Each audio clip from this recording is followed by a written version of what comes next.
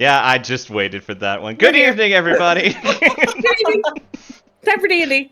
It's time yeah. for D&D. Welcome back, friends of the channel, new and old alike. I am your host, Lucia the Panic Bird, He is the host.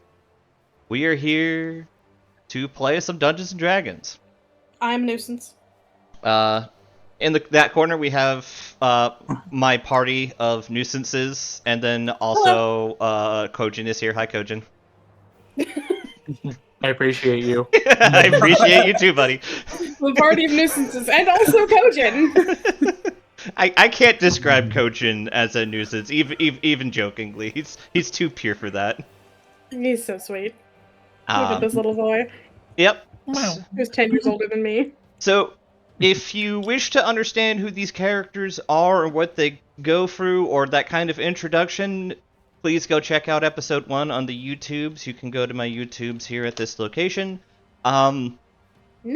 Briefly, we have our 6 players, Lynn, Sherm, Kenda, Kojin, Octave, and Bongos, and screen of left to right in terms of characters on the channel. And then I'm your host, Lucia, the GM. So, when we last left off, you guys left Sasserin City to make your way to Varus's retreat? Yes. Yes, I got it You right. have it in the top left of your screen. I know, but I still didn't trust myself for getting it right.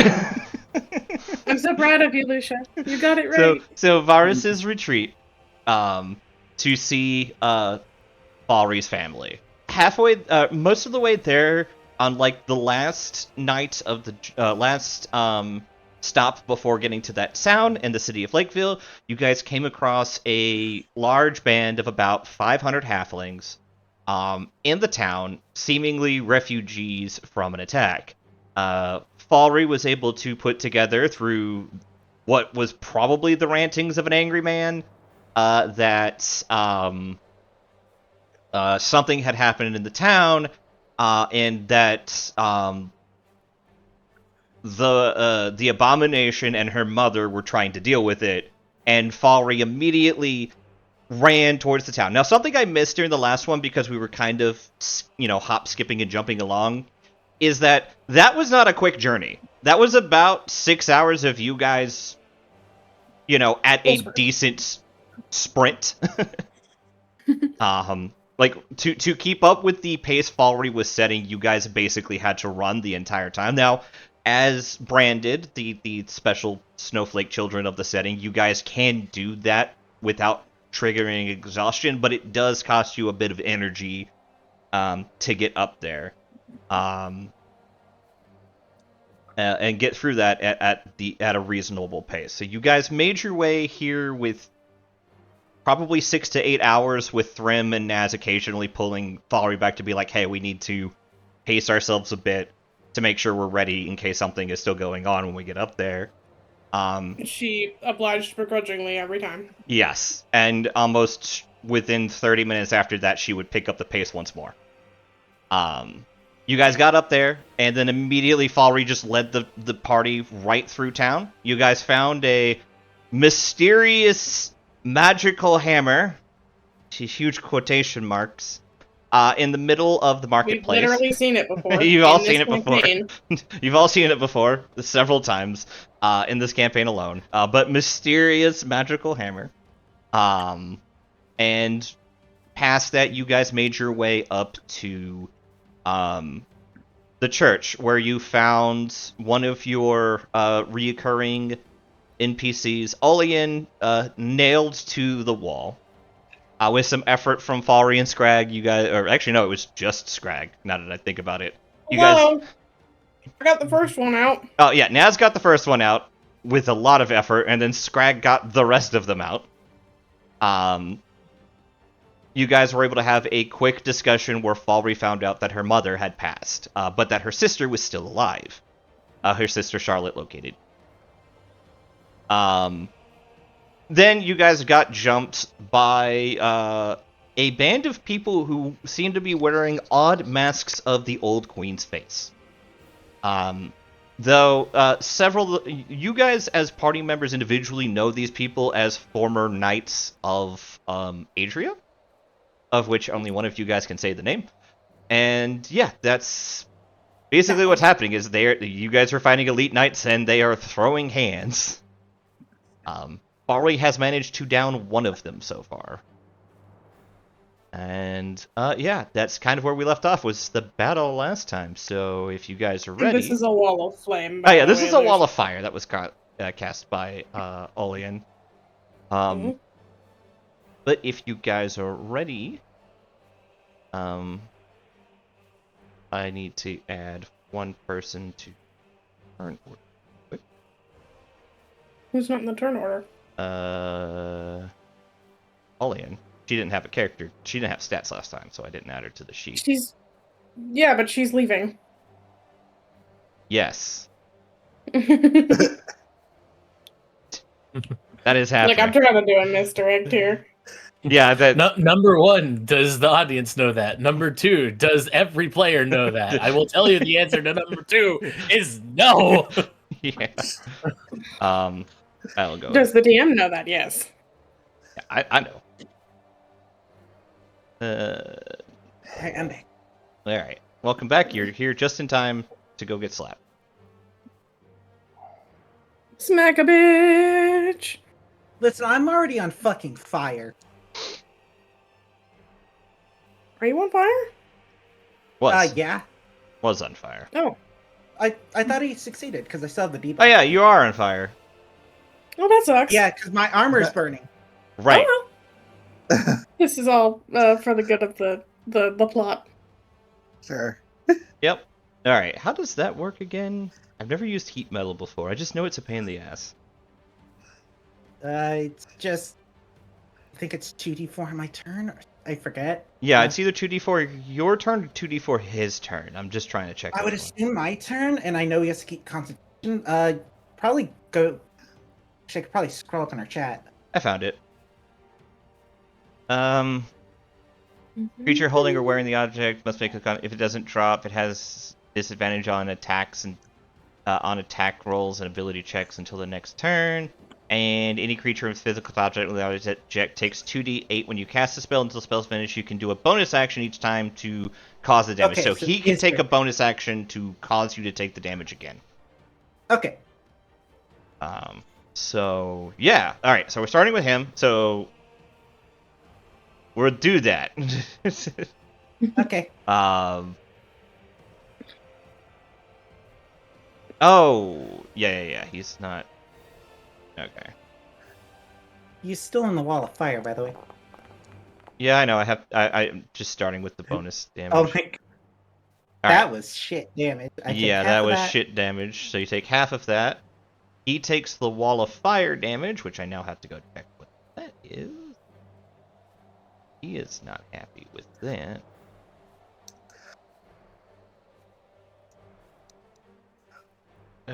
It's really hard to see these sometimes. Mm-hmm. And then when you're in the fire, creature takes the same damage when it enters the fire for the first time, or it ends there. Well, he's starting his turn in the fire, so I think he takes the Oh, because he's got to leave it, which means he's got to enter it to leave it, because this game is fucking weird like that. Okay. So I'm just going to roll him taking this damage, but I'm just not going to... Bad guy out, you put the bad guy in, and you shake it all about. That was the plan. Orn is going to take half the damage, and then I have to make a concentration check for him. And he's still concentrating, so that heat fire is still active. So now he's going to take his movement. The real problem, people, with having heavy armor, heat metal sucks ass. Oh, heat metal. I was like, what the fuck? Yeah, no, it's Heat metal. Yeah. Yeah, okay, so he moved over there. Heat fire, the best spell next to wet water. Don't think you're within 5 feet of him. No. Wait, Yes. Yeah, Yes. actually, I think so. Just within 5. So Just barely. just barely. Oh. We're not going by the 14 hitbox. No.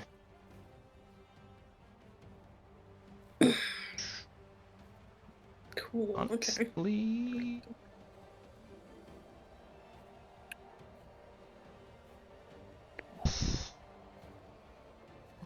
Honestly, actually, instead of going the full distance, he's mostly just going to clear the fire. So I need to just take his grab him. No, he's out of it. Yeah, I mean he's going to go more over here and hit instead of over there, and then he's going to hit Kinda or hit Falry with the one of these. It's nuts. Is a firewall. Yeah, sure he is. Holy. It's guiding bolt. It's Guiding bolt. 12 misses. 12 does miss, and I don't have any advantage to hit you. Do you have rain? Do I have what? The You have rain rain? dice. Torrential rain dice. Oh yeah, I do have one of those, don't I? Yeah, you guys can have Yeah. one back. That brings you back to 6. Yay! More for Kenda to blow through. Alright, That this does hit 24, you take half the damage. 2 HP. No, I should- I can do it. Here, let me 2 handle- HP? Shouldn't you take 12? 2 cuz I got hit for 12. I was at 14 before. Okay. But you also got hit for 3 at the Heat metal start. damage. Yeah, cuz I had 17 at the start of this turn. Oh, I took- okay. Okay. Alright. Took that 3. Yep. No, you're right. You are still standing. Better than you ever been. Barely. He is barely standing. She's still think better than she ever was. Yep. And I once was. Alright, how do I hit the intern button on On this this guy? good ones. As I was. I'm just gonna go Can't here. unhear the fucking AI Starseeds cover of that. Alright. Olian's going to go. There's no reason to do anything at the moment. Except for that Falry is dying. Yeah, but she knows if she leaves the position while Falry is still standing, there is nothing that she can do. And Yeah. that Falry is going to get really, really angry with her if she does that.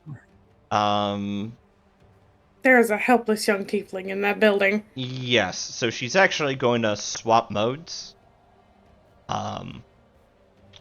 Her eyes flickers from being silver to being purple. And she will cast targeting this motherfucker. Trying to remember how to toggle. God damn it. Nope. You're in combat. Go back. How do you pick the bat? How do you ping the map again? Hold Press and your hold. mouse. Ignore that. I'm just Okay. putting him back. Alright. Do that. Hold the button. Yep. Trying to remember how to target. Yeah, well, fuck it. I'm just gonna roll dice. It's T. It's T. See? You hold up. Yep, T. I don't think I can. Press T. Over, There we go. press T over the person. Alright. And- Alright. Olian is going to swap modes. She has several rose-like eyes begin to swap with the dwarven runes upon her face, and they're open to show 3 open ones. And then she raises a hand and casts Firebolt at that guy. Wow. She also has a couple floating crystals above her head. 26 does hit. He'll take. Hi, Severus. Nice to see you. Yeah, Glad you're here. they're hanging out. She Hang doesn't on. know how. What level is she? 20, and then another 20. Okay. She's a little kind of fucking busted. That's why they nailed her to a wall. So she's level 20 paladin. Like, What does Severus give her? Wizard? Severus gives her level 12 or 14 sorcerer. I don't remember. Sorcerer. Okay. I wasn't sure if it was sorcerer or wizard. It's actually kind of sorcerer warlock hybrid. He basically gives her warlock 3 times. Yeah. But it's tricky. It's basically custom sorcerer at the end of the day. All right, and then he has to make a concentration check because she's trying really, really hard to make him stop. Ah! Ken is no longer. Falry is no longer on fire. Yeah. That skin is definitely burned, though. Wait, was he concentrating on wall of fire or heat metal? No, Olian was concentrating on wall of fire. Actually, speaking of which, she's no longer concentrating on that wall. So the reason it said lack of concentration wall of fire on him is because Olian wasn't in the initiative last time. Yeah, so I just kind of had hit her doing that. Yeah. One of these lets me delete all the shit on here, and I don't remember which one. They're templates. There we go. Alright. She's no longer concentrating on the wall of fire, unfortunately. I mean, there was only one... No, there were 2 dudes behind it. Sorry, Sag was also kind of behind it. Yep. Alright. And that's her turn. She really can't do much more else. And then we're going to knock over to Sag, who's now like, sweet, I don't have to move. Let's click you, stop targeting you, click you, target you. No, not you. You. His character sheet. Well, you can stab yourself. We won't stop you. We're gonna fire a bow at Falry. Wait, fire a bow? Yeah, a bow. Bow. Yeah, don't you know you just yeet a bow? You just yeet the whole bow. Oh, I was looking at the wrong character. I thought that they were 19 hits. I'm down. Yep. We'll just... Have fun. So Falry is now down. And because you just can't help yourself, he pulls out his other bow. And his other crossbow. And fires that at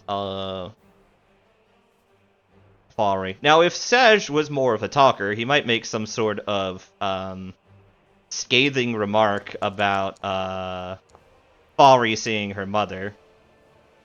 2 failed death saves. Yep. But there's just something about the characters who are long range that don't talk. They don't talk much. Long range melee.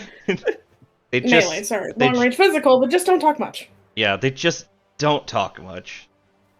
Alright, so Falry goes down. All your enemy is gonna hear is a whiz and then an arrow appears in them. Yeah. So Falry gets hit in the back and she collapses and then gets hit again. Upon this, Olian screams in anger. And she immediately turns to Naz and goes, Naz, switch with me.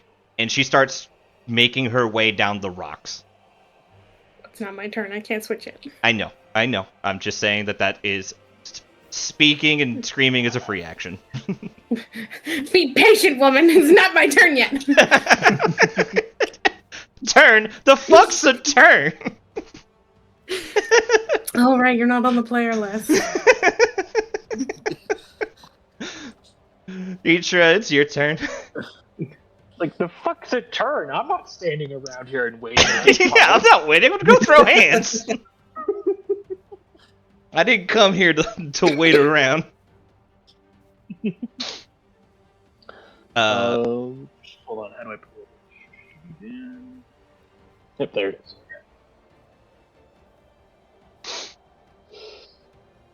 Okay, I will...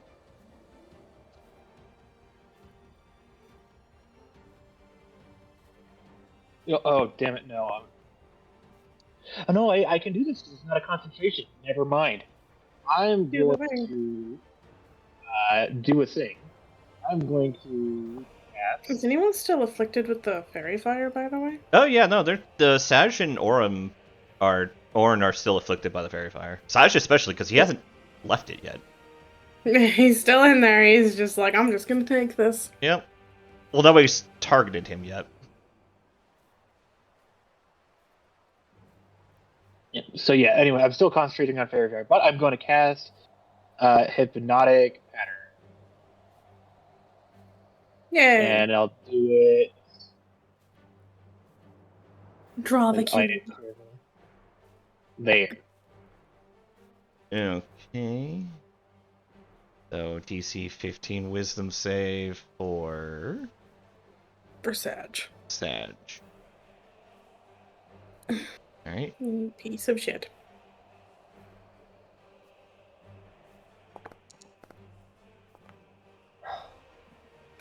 He does fail it.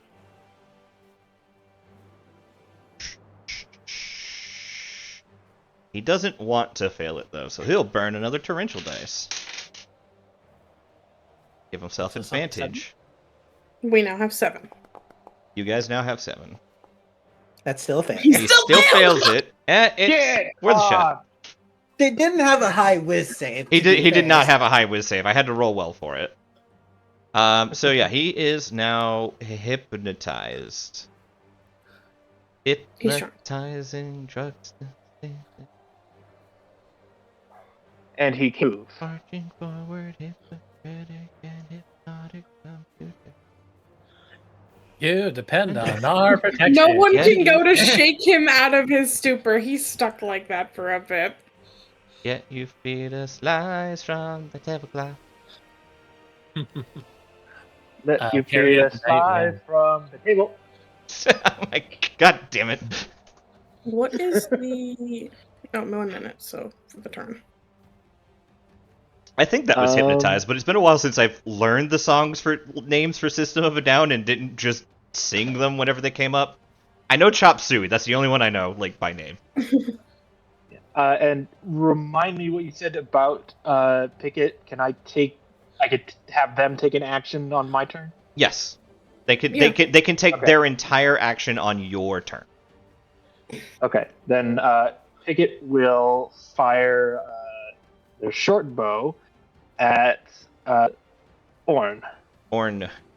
Got you. He has a armor save of 21. We have too many fucking characters whose have names start with O. Yes, we do. That does hit. He does take the damage. He's not concentrating on anything, so there's nothing to force him to take a concentration check, but I do believe he needs to take a fort check. Or a con check. DC 10 Constitution saving throw. Okay, he's fine. Ooh, okay. Him getting poisoned would have been a big deal. Alright, and that's my turn. I guess I'm moving. As far as I can go, at least, which is only to about here. Yep. Deja vu. Let's see, and then... Do I even have anything I can do right now? Where's my fucking character sheet? I always forget the things that I can do. Oh, would this be half cover or full cover?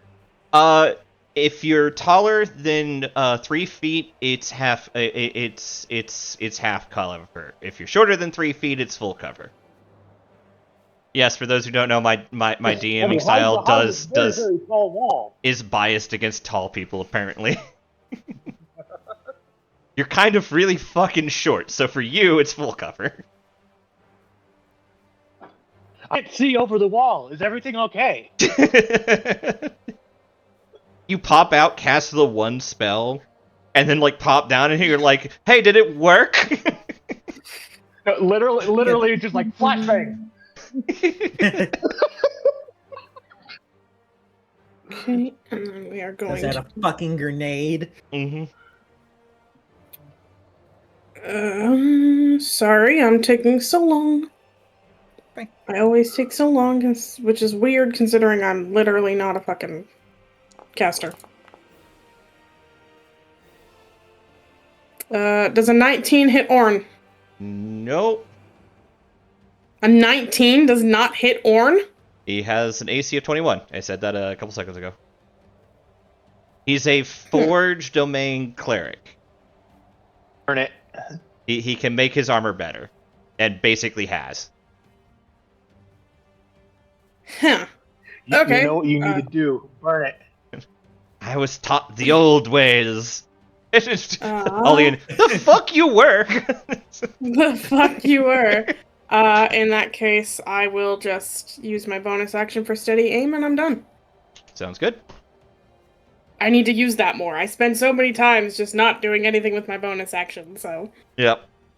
You're not either use the taking the bathroom. hide to give yourself an advantage or steady aim to give yourself an advantage.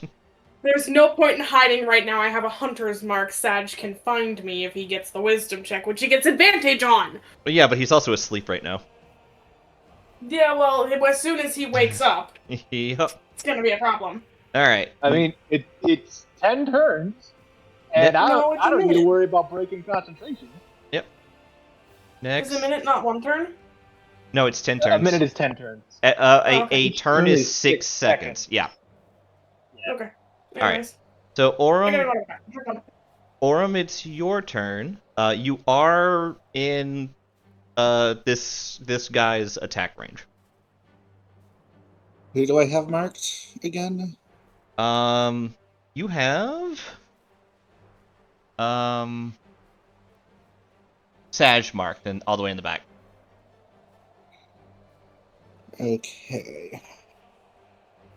As a bonus action, you can swap it to somebody else if you want. Hmm.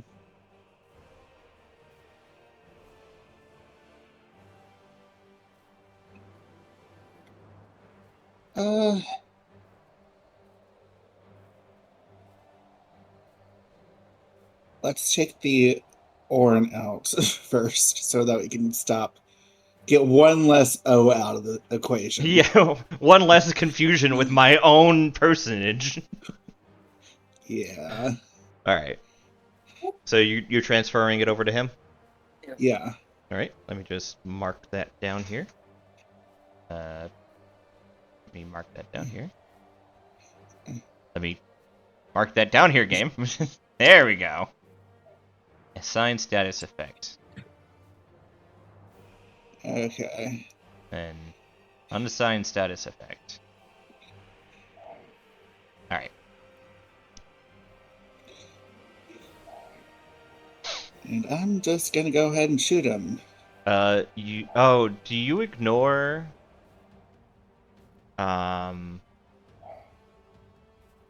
Yes, or you ignore ignores being many people.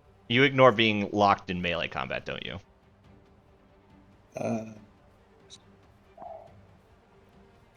Oops, that's not what I wanted to do. Open character, features, fighting style,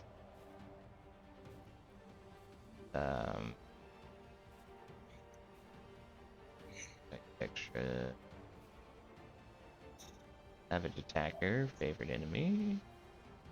No, so you will take this attack at a disadvantage unless you move out of range of this guy with the spear. He'll get an attack of opportunity, but you have noticed that he does not hit nearly as hard as most of the other people in this party. He basically acts kind of like a scrag who doesn't hit as hard. Alright. Let's see. How far do I need to go? About 5 feet or so? Yeah, about there will do it. Okay. Alright, he will provoke an attack from this guy. Let's see if he... but it is at disadvantage because Drag is there being a problem child. We. I just need to hit the roll with disadvantage. I mean, wait. I'm pretty sure that just misses you anyways. Nope, it does hit you. Okay, so let's roll again.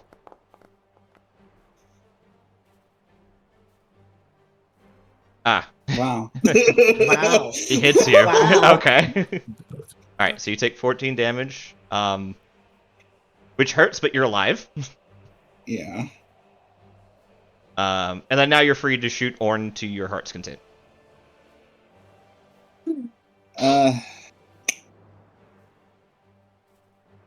Let's use a lightning arrow on him too. Ooh. Did say you had I see. those. How did Yeah, I I roll those do. again? You guys just add 2dx for the damage, 2d8, like, element damage, I think? Don't know. It's 2d8, but it's also a 10-foot sphere. Right. Yep. So yeah, you hit him. Let's see, who's Oh. within 10 feet of him? Not him.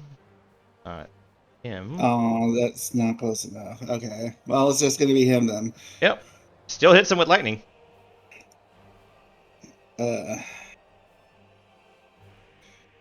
So how do I Oh, he has do I fairy. roll? So you hit the attack button, and then afterwards you'll just roll 2d8 additional damage. Okay. So 13. I forgot about this with Lynn, actually. So Lynn, you actually did already have advantage against that guy. Because he has fairy fire on him. Does fairy fire give advantage? God damn it.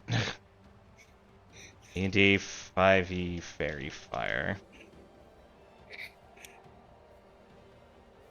I think it does, actually.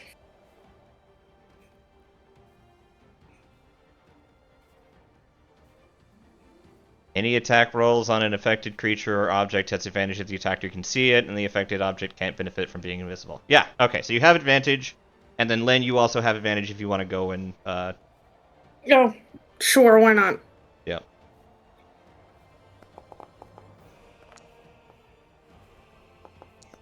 Alright, so... 22. Okay, you both hit. And then So I he took 8 damage from me. Okay. Whee. Damn. Ooh. Oh wait, Oh, I didn't that's put that. spicy. I clicked somewhere and I didn't know it was gonna play something. Yep. Let's put it. Fly. Also, while we're at it, Lynn, while I'm out Yo. here applying damage, that had advantage on it. Ah! Go ahead and roll your truckload of damage and see if you can take off that last 2 HP. She's so happy. Damage. Yeah. Well, she did take off Bye. that last 2 damage. That was... Damage. My minimum is 5. So sorry, my minimum damage is 5. Yeah, so. that was Yep. 2 1s you rolled there. Yeah. Alright, let me just click on this real quick. And then select Damn it. this, select that. Nope, not that. I want this. That one. Alright. Dead. Totally dead.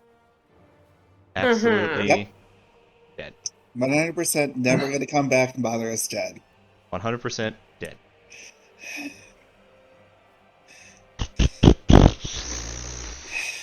So anyways, you have one more shot. Yeah, and I need to move my mark again. You can only do that once per bonus action, Oh, so you I can need do it to- on the okay. next turn. Okay. You can do it on the next turn. Yeah. but- Yeah. So we'll go after Bodge then. Yep. And then I'm gonna wait till that ad break is almost here and then snooze it. Oh, those are nice dice. Made Yes. very pretty dice. No, I 18. adjusted this. 18 misses. Oh. Okay, no, you shut the fuck up, guy who always hits. Yeah. Don't feed me that crap. He has a 20 AC because he's not using his shield right now. Motherfucker. Oh no, I missed after I hit literally everything else in this entire campaign. And in the prologues. Well, next turn. I will blame Lucia for part of it. Yeah. That's fair. I'm still gonna tell you to fuck off. Alright, next person on the list is good old reliable Scrag. Get that So motherfucker. I think as much as he wants to react to Falry going down, he's very like conflicted with like dealing with that or dealing with the fact that Thrym still hasn't been taken care of yet. So he'll Go ahead. yeah. Either way, he's gonna deal with Bodge. The problem. By the way, Kojin, The problem. do you have your document up? I forgot to remind you. I do. Okay, thank you. Alright. Swing away, sir. All right, I gotta Get that fucking problem. this. Is it? Yes. Okay, I remember. Click. Remember? Do you Uh, remember when not it really. was September? No, me neither. I remember about that much too. I don't remember. Oh A god. song about the fucking September.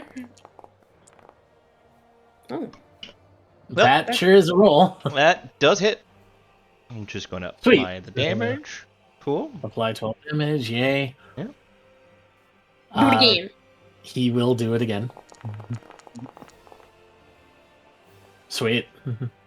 Nice. So the good news is you hit. So just gonna apply that damage again. Also, don't What's the bad forget your attack rolls are a strength check, so you technically have advantage on every one of these attack rolls. Good news is so I think it's been rolling the advantage. The funny thing is, I think it's hit the same number on both D20s twice. No. The game is a little weird. It's throwing two sets of the same dice. I don't get why it's doing that. I've been looking into it. I haven't found a solution yet. I think it's just a bug with the dice roller add-on I got. Oh, Probably specifically with D&D, because I don't have that happen with Pathfinder. Yeah. It seems like D&D because when I was trying it with Starfighter, it wasn't giving me an issue either. so wait, that means I should have a thing when I click on the little icon. It should be asking me to roll with advantage or not, right? It can do that. You can also go to the chat box and hit the up arrows, which will let you check to see if it's with advantage, which will automatically throw advantage as well. Lucia, can you say why he has advantage again? It's because he's a barbarian and he's got advantage on strength checks, and the attack action is while he's raging, and the attack action is a strength check. Attack rolls are not strength checks. Okay, never mind. That's why don't have advantage. That would be fucking broken if you did have it though. All right. Follow up third roll. Nope. Okay. Would you like to have advantage? He already gets advantage? No. Strength? He can get advantage from reckless attacks, which he gets later. But he is a branded. Are we Eh? are we burning? Where's that button? There's that button. Yeah, there we go. Yay. Yeah, it's if you go to the chat and you go to the where the number says attack, there should be a pair of double up arrows. If you click it, it'll roll advantage.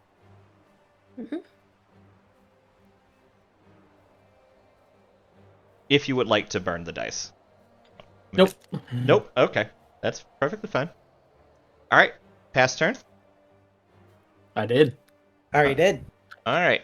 It's Bodge's turn. This is where the bad news comes in. This is where the bad news comes in.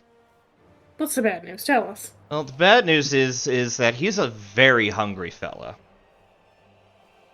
Oh no! So Oh no! he's going to use a bonus action to give himself disengage, so that he doesn't trigger an attack of opportunity from Scrag to get caught by his sentinel.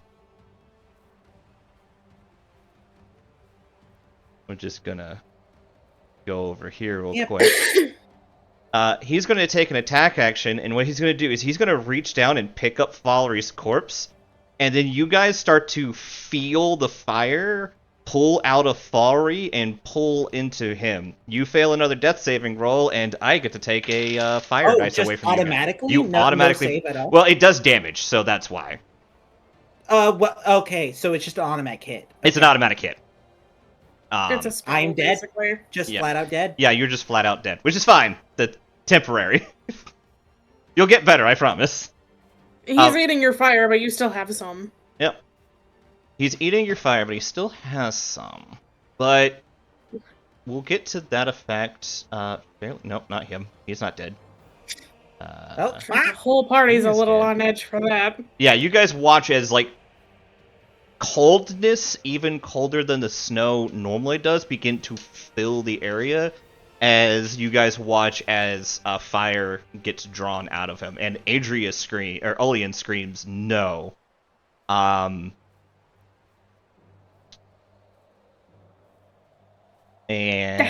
he heals. Ash roll 8.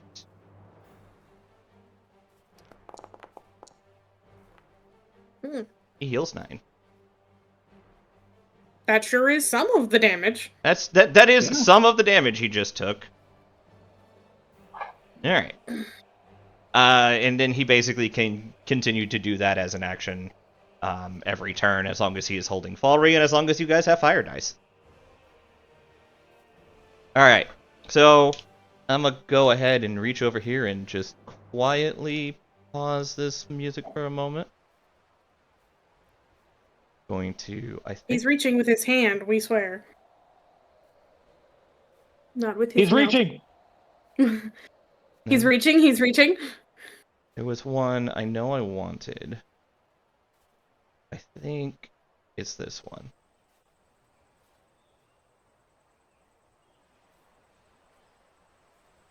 Nope.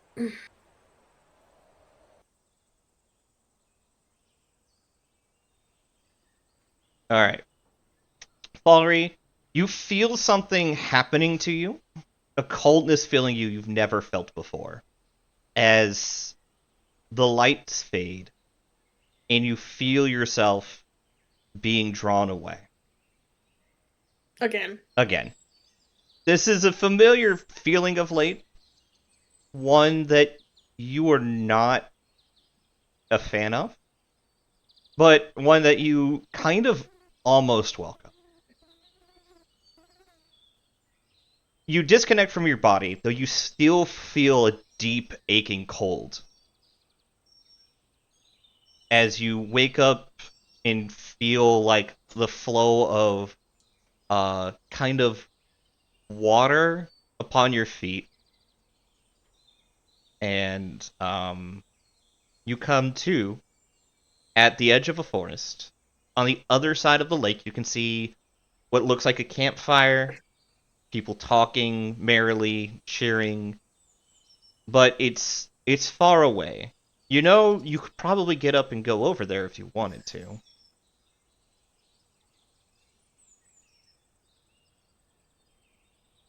Well, moving. As you get up, you begin to walk along the water. A familiar voice reaches out to you, and she goes, "Not yet, sweetie. It's not quite yet your time."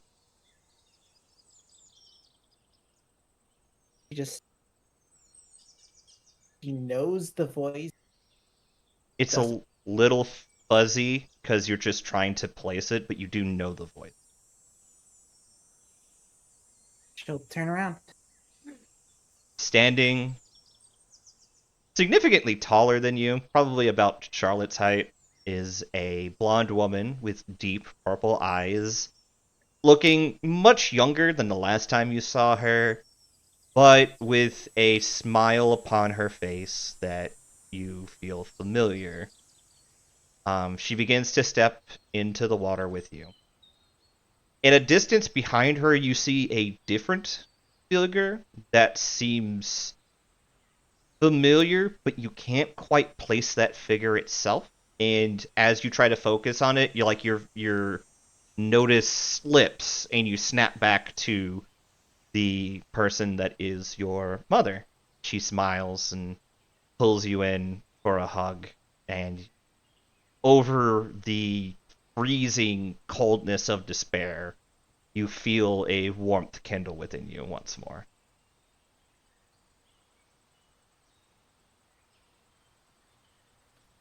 And she wraps her hands around you and just holds you close. She is lost for words. She is saying nothing. She is just Asking. she doesn't Yay, know hug. doesn't know what to do. He just hugs her. Yep. There is nothing but silence for the moment. Just you and her and the sound of lapping water. Goes on for a few minutes, and she pulls away, holds you out by her shoulders, and looks at you like she's taking a really big look at you, for like the first time in a long time. She smiles. She goes, "I'm so very proud of you, Falry."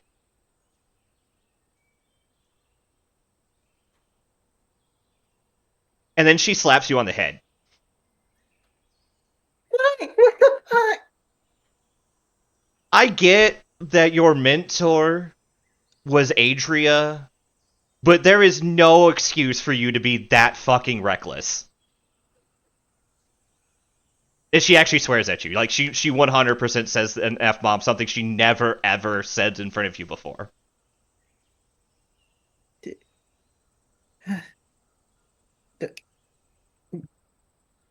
She is stumbling over her words, unsure what to say to that. When you get back there, you remember why you became a Brandon in the first place. That you were there to help people and be smarter than your mentor. Because I swear to God, if I swear to Varus, if I have to come back from the dead to kick you and her ass again, I'm gonna be mad. Okay? I finally found your father for the first time in forever, and I'm finally enjoying some time, like quality time with him, and then your ass is here, and now I have to be here to take care of you and make sure that you're okay so that you could go take care of your sister and make sure she's okay. Yes, Mom?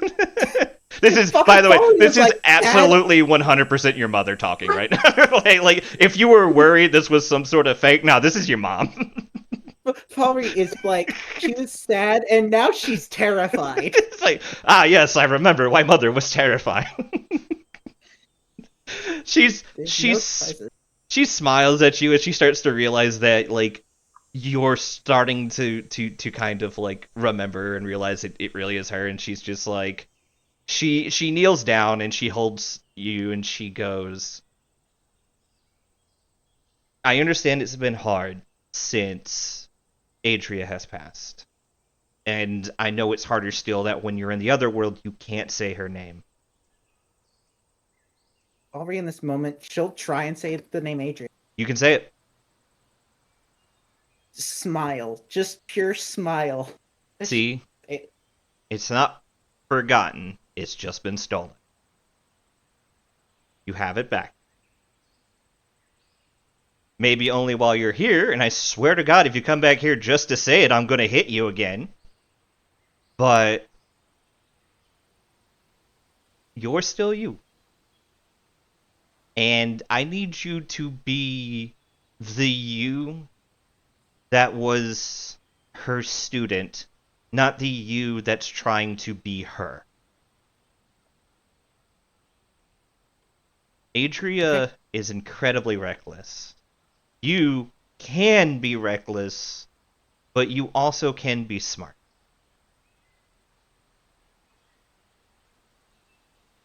And she taps you, like, flicks you on the head. She's like, so use this thing between your ears as more than something to hit people with. Got it? Yes, Mom. Yes. Tell your sister I'm proud of her. That she'll be a very good priestess one day. Tell Olian to forgive herself. And then if you get a moment, forgive her after giving her a good hard smack, because I can't hit her nearly as hard as you can. Will do. I love you, sweetie. Love you too. She smiles, she gives you a kiss, and then she pushes you into the water. What? Snapping back to the combat. That was really sweet. Thank you. I've been working on that one for the better part of 2 weeks now. I knew exactly that I was going to do that in exactly the way that I did, where it was going to be a moment where there was going to be a sweet introduction for Falry, where her mom was going to hug her, and then her mom was going to remind her why she was the most terrifying person to Falry. There's only two people she absolutely fears. One of them's Olian. The other person is her own mother. Yep. And she fears her mother more than she fears Olian. Which is funny. Yep. Alrighty then.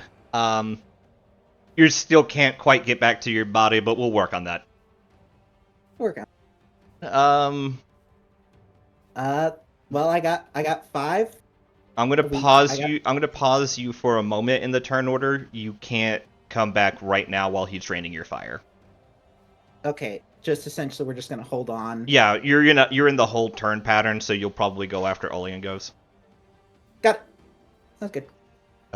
Thrym, you're up. All right. I believe since I was making death saves before I was healed, I have to use half my movement to stand. Yep. But he doesn't see a lot of reason to move since everyone is finally away from him. Nobody's chucking stuff at you anymore. Yeah. And instead, that's a 60-foot radius. That should cover us. Holy Going shit. to call lightning. Ah, I see. Thrym is done fucking around. Yeah. And I'm finding out. Alright. Target Bodge. Alright, cool. So that will be a dex save for him. Damn, talk about danger close. Oh, it targets anybody in the radius. He chooses who it hits. It doesn't hit any of you guys. Yeah, I pick okay. a point in that radius and anyone within 5 feet of that point. So, don't hit Falry, but hit Bodge. Yeah, it's okay. Falry's dead. It's not like she can take damage right now. I mean, she can. Her body just be worse for wear when she gets back. Yeah. You said dex save. Can Hey guys, why does my body smell? Yes, like DC 18 dex save. Yeah, I don't think unless I roll I'm gonna make it. That's all right. He will take half damage on a successful save. Yep. And would the conditions we are in be considered stormy? It's snowstorming, so yes.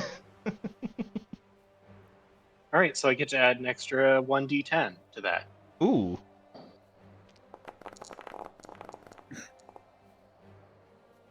$19 damage. And he takes half Plus that? 1d10.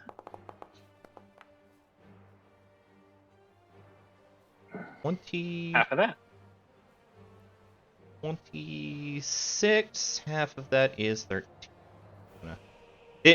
That was really nice to hold on to for a second. All right, he's going to make a check. He's gonna make a follow-up dex check. Or dex save. Same thing right now. He still holds on to Falry. He is still hurting. Alright. Need to check something.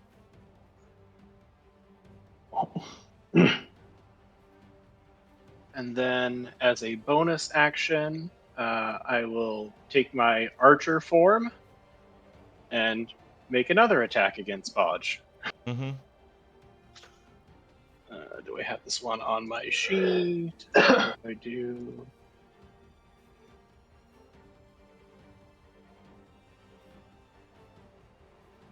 No, I don't.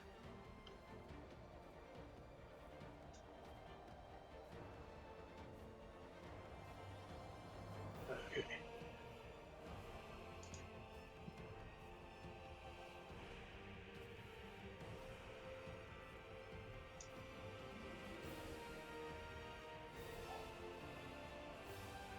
Okay, so just.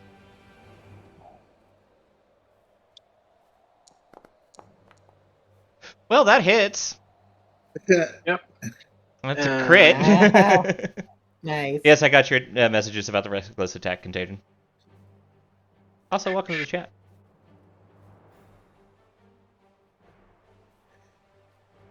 Okay, so that's. It's double dice for crits, right? Correct. I do double dice, not times 2 dice. Yeah. And.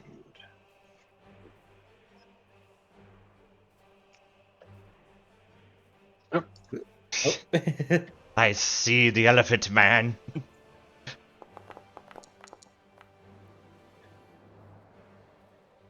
$15 damage.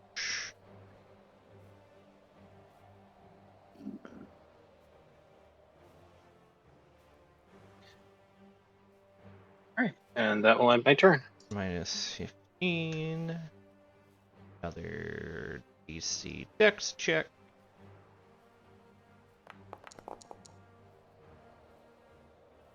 Still hasn't dropped Falry. Okay, so that means it's... He's dead. It's Olean's turn. Naz, you watch one of the purple eyes upon Olean's face snap close, and suddenly she's not standing next to you anymore. Just gonna move her over here as she pops a dimension door. Everything personnel, kid. And everything personal, kid. That is one action. She, for a bonus action, is going to... I move 69 feet. Nice. As a bonus action, she's going to snap up Falry's sword, because she doesn't have a weapon right now. And as a follow-up action, she's actually going to burn a dice to take a bonus action.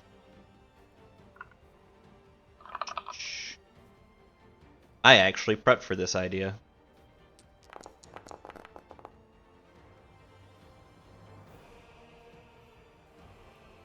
Yep, so she hits with a 24. I'm just gonna, she might be a little bit, maybe really, really fucking mad.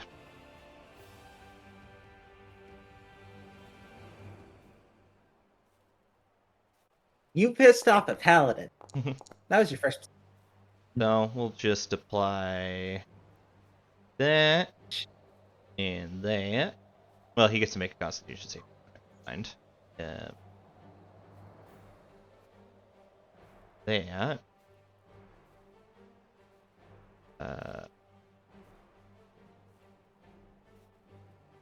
Targeted.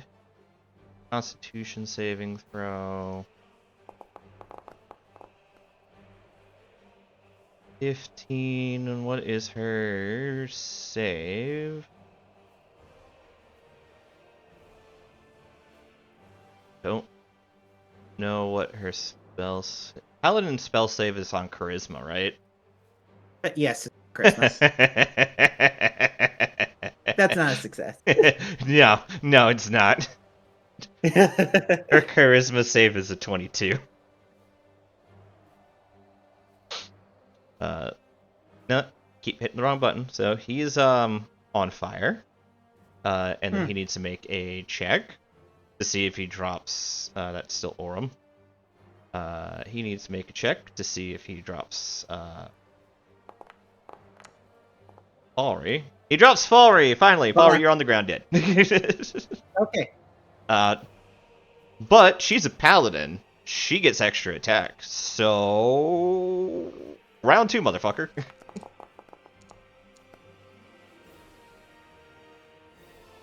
He does not have his shield up. So that still hits.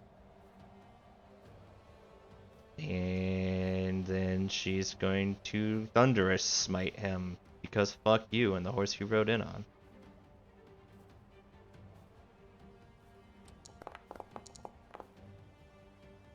Jesus fucking Christ, you rolled the exact same thing. Yeah, I'm not doing great.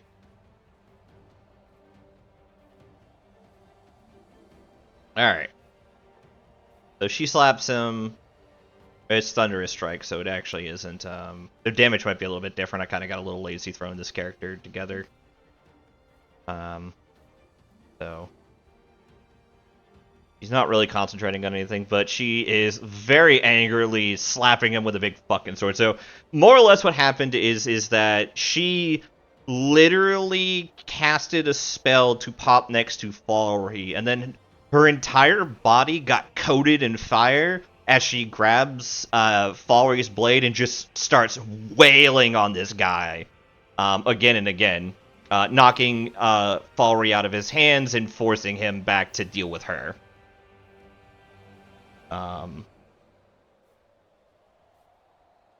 And I did promise that at the end of the turn order that Inda could get up, so I'm going to swap you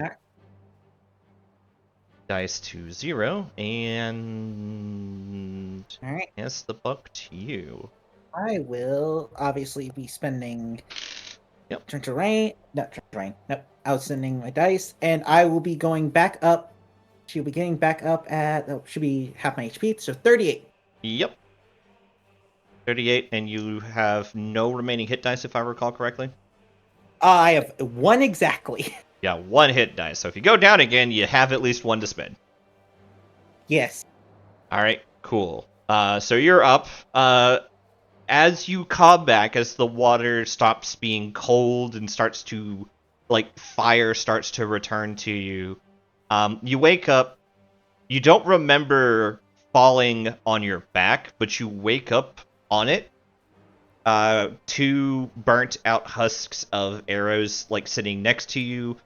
As you reach around, you find your sword is nowhere close to you, and standing over you is Olean, very angrily fighting at somebody who wasn't the guy who downed you. Also, there's a lot of lightning, like, flowing across the cloudy sky now that you look up at it, and you feel frustratingly cold inside. And yes, I don't remember if I give you actions or not. If you just count as basically coming up from being downed. I think I remember I get my full turn normally, if I remember correctly. Yeah, I think you're treated as being downed, so you still have to follow all the things to get up normally. So she'll get up. Here is my question: can I just call the sword to me? Yeah, it's your sword, not Olean's. Is it just a bonus action or is it free? I'll let it be a bonus action because it's still kind of drawing a blade. Yeah, I know. Getting up from prone takes half the movement. She takes half her movement to stand. Yeah. Literally, the bitch is in front of me. Yeah, you don't have to move anywhere.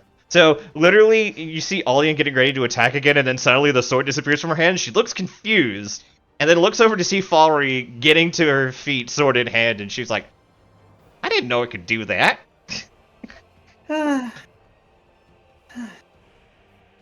Yeah, I can. And she's going to just suddenly take a very sudden swing. Bitch slap. Or snap. This will not be an advantage. You is just hit. That is, you know what? Fuck you. Everything you stand for, last level 3 slot. Yep. So that should be 46. I didn't see any more dice rolling. I know, I'm doing that. 46.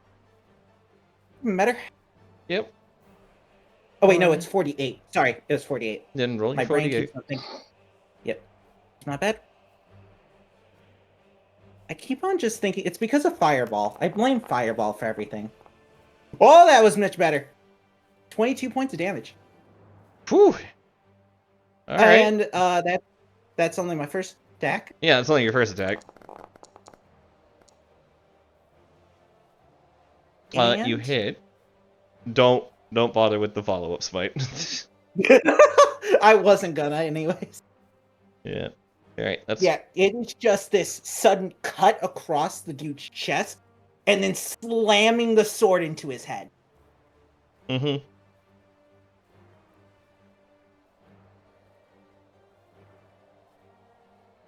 As you do that and the guy falls down, Alien smiles, and she goes, Good. It's good to have you Question. back. Answer. He was hit in the head with a sword. Did his mask break off? It did. It broke in two, and as he falls to the ground, Falry and Alien can see that underneath is a burnout full body. Ooh. Like the effects of burnout, for those who are hasn't asked me about it or is privy to it, is basically as you use the Flame of Varus, your body slowly burns from the effort outward from where the fire is stored within your body. It takes on a black-like effect where with little bits of burning ember underneath it. Think of the burning ember a little bit like it flows a little bit kind of like a Dark Souls 3 using a ember to gain your power. Your humanity? Yeah, regaining your humanity for the equivalent Dark Souls. It's not quite Dark Souls 3. It's not quite humanity, but it's a similar thing.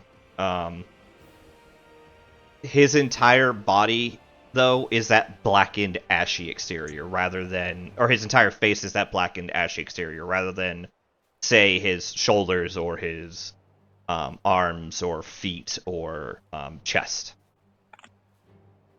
Falry, you're actually familiar with this effect because Adria, before she passed away, was rather nastily burnt out, like almost through like 60% of her body. But this is definitely way Alien worse. does not have that damage. No, Alien does not have that damage. It has been noted that Alien does not have the equivalent of the same burnout that she had when she had passed. And then last little bit, move here, the last little bit of her movement, and that'll be my turn. All right, Sag. Poor Sag. Gets to make a check to see if he gets free, I think.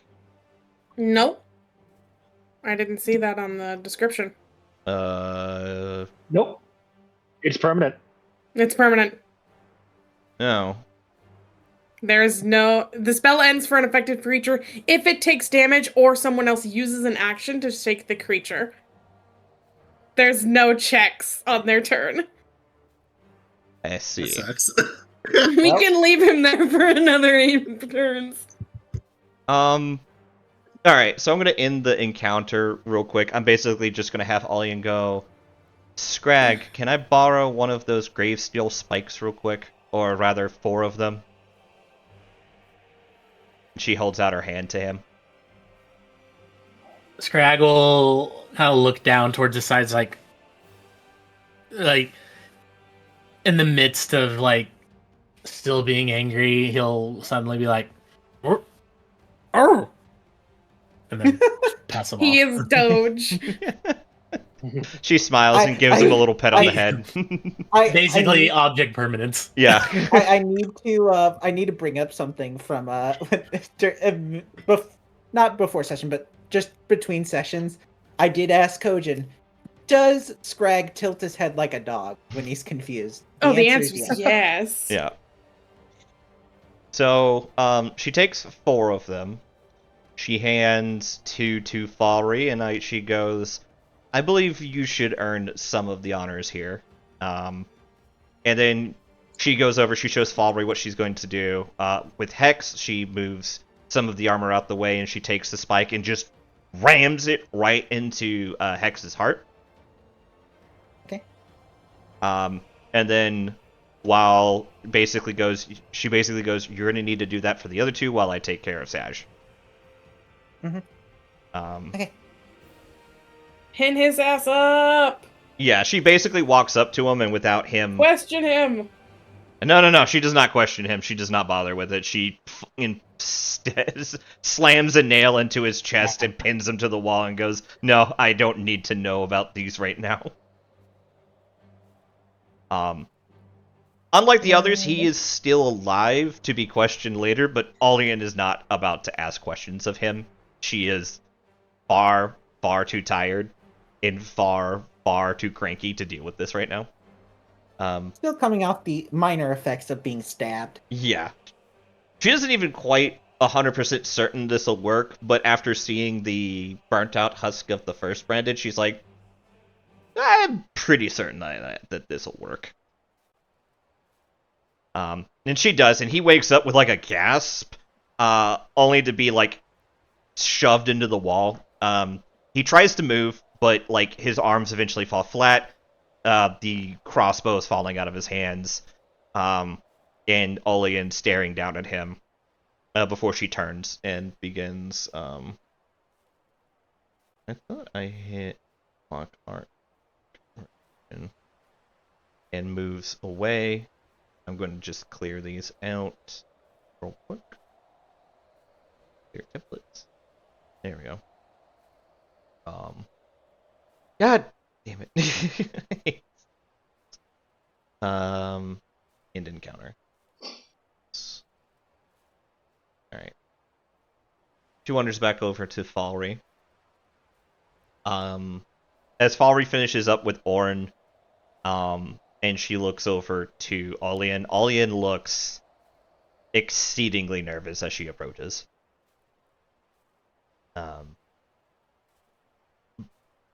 She looks like she reaches out a hand like she's going to do something affectionate, and instead kind of pulls it back and just sort of looks at Falry, gives like a half-hearted smile, and she goes, are you okay?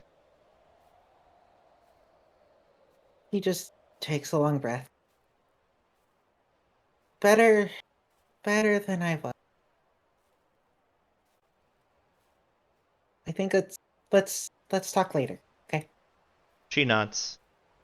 But actually, 1 second. She'll grab like Olean's like shoulders, stare at her in the face, and slap her across the face. Ow! Well, actually, she just kind of like goes with the motion, and then kind of like turns back to you, and she goes, what was that for? Sandra told me to do that. Olean just like takes a moment. She's like, you can still call her mom, right? She kind of gives a half-hearted smirk, and then like carefully pats like Falry's head, and then like places her temple against Falry's temple, and she's just like, I'm sorry. I'm so sorry. Temples are on the side of your head. Fine, very forehead awkward to spot. forehead. It's weird. It's a difficult spot to touch to someone else's temple. God, my brain Each with tried to that imagine that. Yeah. Uh, But yeah, Olian casually just presses her forehead to Falry's forehead. You notice that her forehead is rather cool to the touch, and she goes, "I'm sorry." And then she's just kind of cool with this. yeah, and she respects that Falry doesn't quite want to deal with this, so she wanders off. The second Falry realizes everything's good, it's like, oh shit, and then she runs into the church. Yep. Charlotte. Charlotte just gonna is... move out of the way of that as soon as I can actually move my character. Here we go. This is how I move my character. There we go. Yeah. Got it. Sorry. Yep. Olian wanders over after Falry takes off, and she goes and checks on Thrym.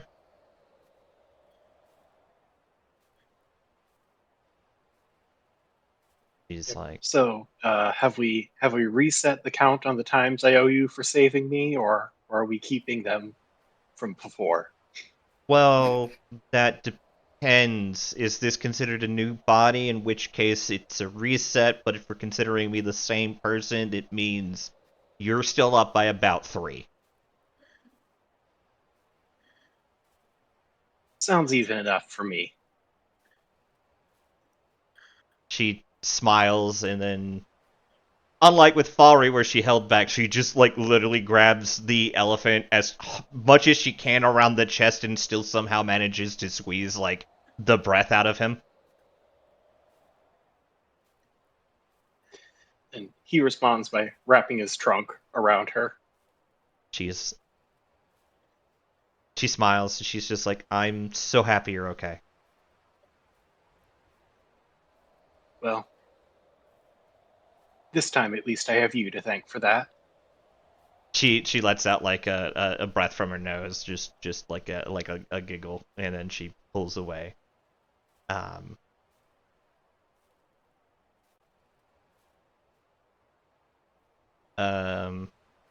She's like, there should be some room inside the church for you to set up a place for us to rest for the night. I'm gonna check on the others, and then I'll come find you later, if that's alright. Certainly.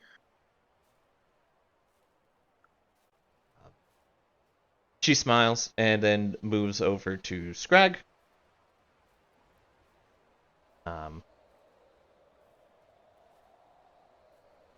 Let's see. Scrag is at that. She takes one look at her burnt companion friend. Pulls out a potion. She doesn't have potions. Never mind. Like basically, like kind of grabs him by the head and just checks to make sure everything is still attached to him. While she does that, Scrag is gonna comment on like, wait, no, understand it. If there be owed debt, where is physical goods to pay? Why can I not pay the elephant man? Because she does wears if you have coin. She's like, well, most of my stuff is scattered about the city. I'm sure we could find it with something. Oh, I know. And she walks over to this dead body, grabs something, and walks back with a huge halberd. And she goes, here's a good for you. I gave this to my last knight I trusted with my life. Hopefully you can do something more with it. Scrag will look at it and he's like, but Scrag already has halberd. This halberd lets you know when somebody about to attack.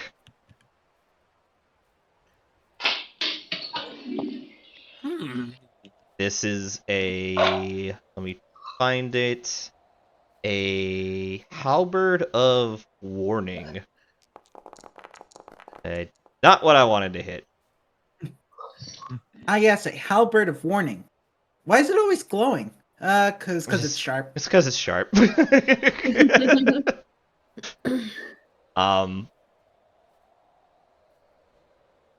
So yeah, you can see in the chat what it does. We can work on adding it to your character in a bit. But as long as this weapon is within reach and you are attuned to it, which takes basically a night of hanging out with it to attune to it, you and allies within 30 feet of you gain the following benefits. The weapon magically awakens each subject who is sleeping naturally when combat begins. This benefit does not wake a subject from magically induced sleep. Supernatural readiness. Each subject has advantage on its initiative roll. Because I just needed to give you guys more bullshit as I was going along with it, but I was also like, well, there's no way Alien is letting them keep the nice magical artifacts they have that she gave them. That would be incredibly foolish. Yeah. She's also taking his armor, but she's going to do that later when she goes to bury the bodies. So we are trading safety blanket for safety halberd? You still have the safety blanket? Yes. As long as it makes you feel safe, buddy. Yay! At least it's not a safety torch. I don't think I'd trust Teacher with one of those. Safety torch. Listen, it was one time, and suddenly safety torch was a bad idea. The literal quote from Safety Water. Oh my god. Fucking hell. After she checks on Scrag, she's just like, go in, make sure you get some rest and some food. If you want to, we can talk a bit later. Scrag will kind of tilt his head. He's confused, like, what there to talk about? I'm sure there's something. She smiles. Moves on to checking on Orem. She gives him a look up and down and goes, wow. You look like shit. Yeah. And what happens when you get hit? Oh, shit. Okay. We're going to take a pause right now, actually. Chelsea's informing me that she is done. She actually just tried to call me over Discord, which I only heard as a blip, so... I'll be right back. You guys talk about things. I'll be here in spirit. Oh. Okay. In spirit. I'm going to His wife consume calls this him over entire thing of Discord instead fettuccine of on the alfredo. phone. I didn't hear I what. want fettuccine alfredo. Yeah. I Alright. have a taco salad. BRB. Yep. I'm going to mute and just watch something while eating this, because... Does anyone want to do RP between characters while we wait? We gotta entertain the chat.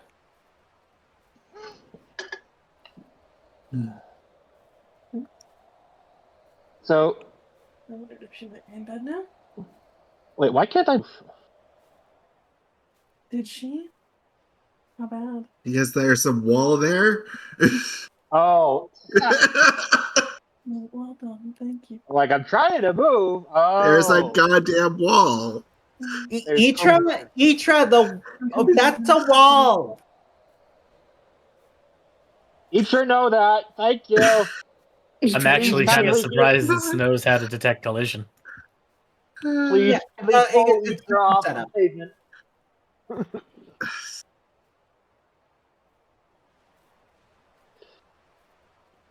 So, who friend?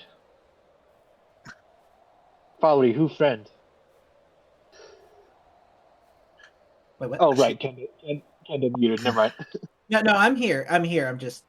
Oh, sorry, what? Charm. I would say that who's friend? Who's pink person? This is my sister. Your sister? We literally look nothing alike.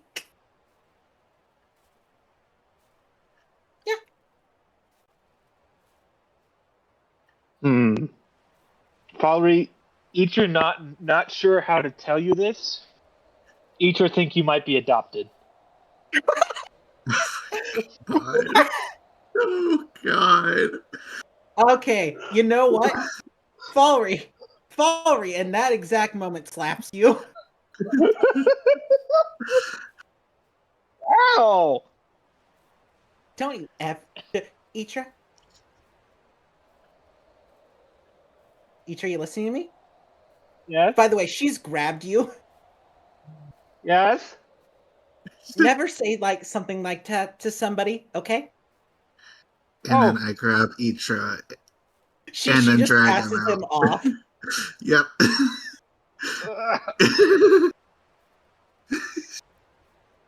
God. If it helps, Itra not really keep I up am with his real slapping parents you. either. I'm slapping you right now to shut you up because it's not Oh. helping.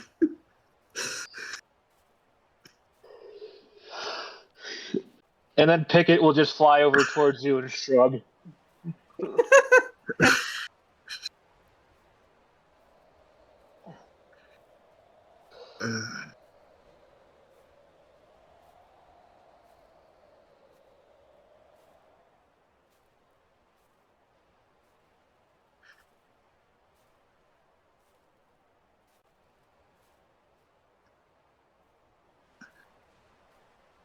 Hmm.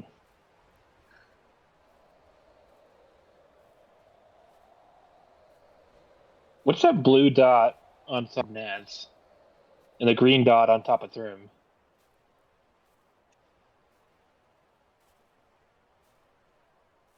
I cannot answer That's that. the I am targeting. not sure. That means somebody's targeting a person. Oh, okay.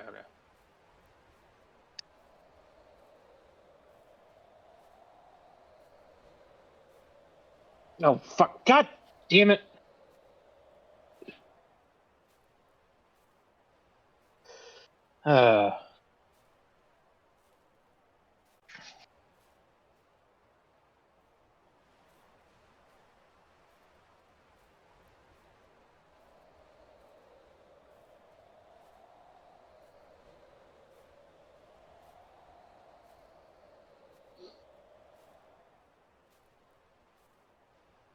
I can't necessarily entertain with some roleplay, but I can at least fill in with how my anime convention went yesterday.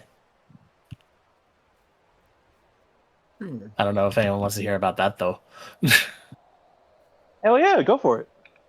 Well, I happened to get there early enough yesterday to find out that I completely forgot that some of the Critical Role cast was there. So I got to see some of their little Q&A panel they were doing, which led to me finding out that the entire Critical Role cast is going to be back at this convention next year in my area, and they're going to do a live show. Yeah. So I guess I'm going to be making plans for next a year from now. Oh, you know what you must do? Get a giant sign that says subscribe to Lucia the Panic Bird and make sure it's on stream. I honestly don't know if they would be. I'd like to think they probably would, but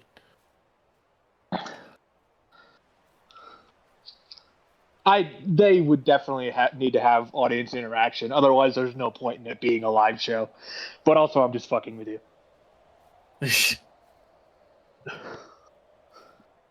yeah, this is my first convention getting to since Gateway Fate, which Gateway Fate was the first one since freaking January. So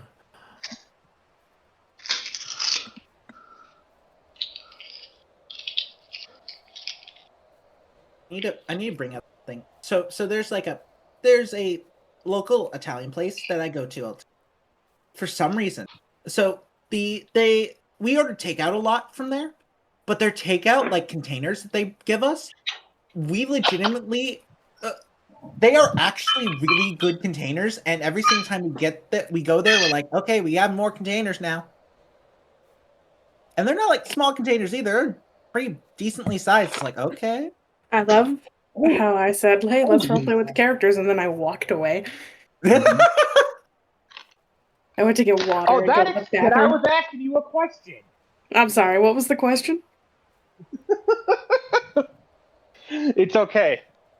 No, There's I your wanna know. entertainment chat. I wanna The know what the question was question was. already the question was already answered. I got slapped twice, and I called Falry adopted. Yep. That's not the answer to a question. That's not the question. What was the question? I was just asking who the pink person was. The pink Fal- person? Oh, Charlotte. Yeah, for one, she's purple. It looks That's pink to me. it's very like lilac. Yeah, I mean, I think it's this lighting that most probably causes that, because if you look at her art, it's and Zoom Even in. still, I'd say she's lilac. Okay, yeah. You know what? Yeah, if you zoom in, definitely you see more of the purple. Zoom out, and it looks more pink. Like she's with all not the lighting. Molly Mock purple, but Yeah. No, but I could see why you call her purple now. Anyway, but yeah, Ichiro was like, "Who is purple? Who's Purple Woman?" And then Falry's like, "That's my sister." And then Ichiro looks at Falry, looks at Purple Woman, says, "Falry, Ichiro think you adopted."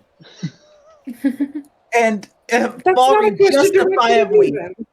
Falry justifiably slapped him. Yeah, after everything she's been through, yeah. Then I could intervene, drag him out, and slap him again. Don't be rude. God, we're just abusing poor Atra.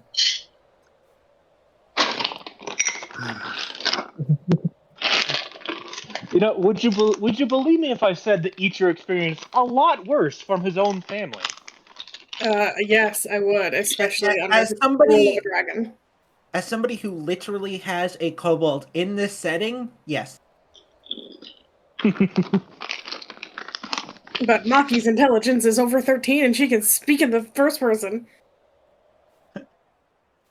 She can speak in first person in common.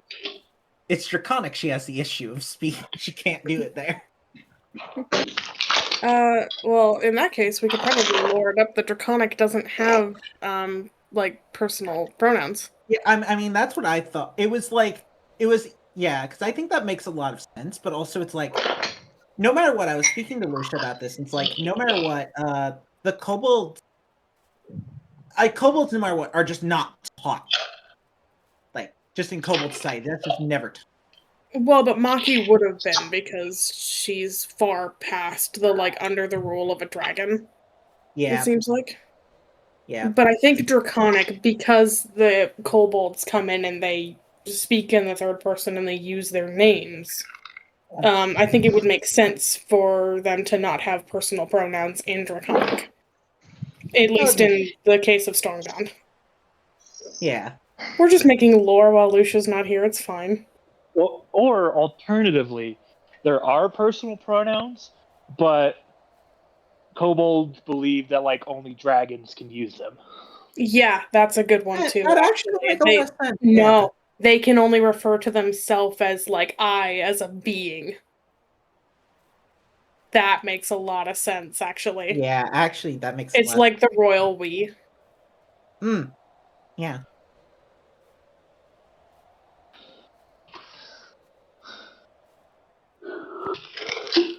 Don't mind Naz, everybody. She's just taking a look at all of the former allies. But now, corpses, and the one currently is being turned into a corpse. Slowly. Gravesteel is not an instantaneous thing. That's why I said slowly being turned into a corpse. I would know. I have a dagger made of it.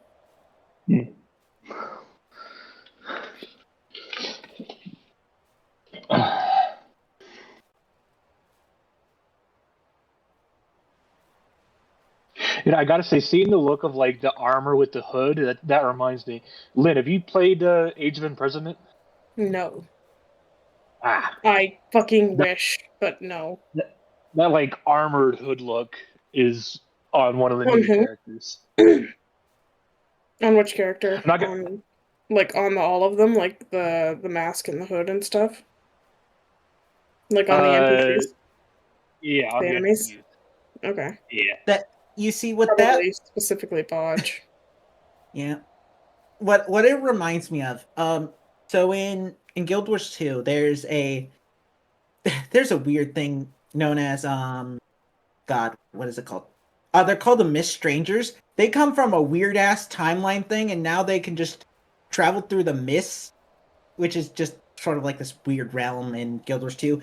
And it's just that is pretty much their outfit, but it's like it.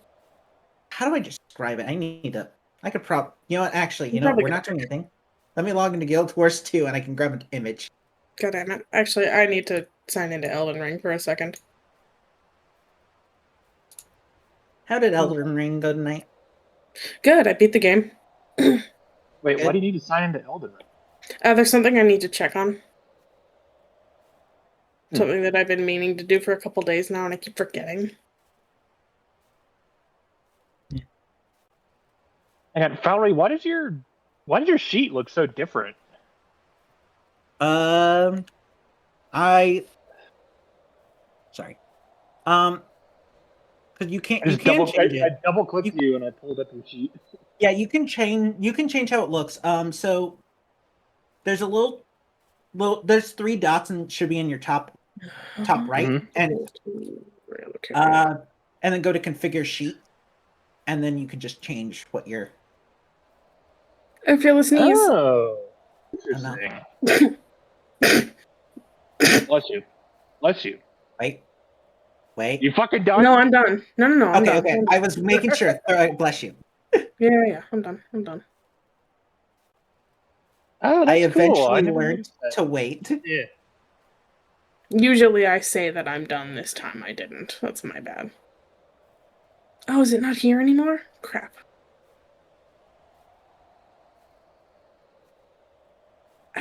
The chest disappears, doesn't it? Fuck.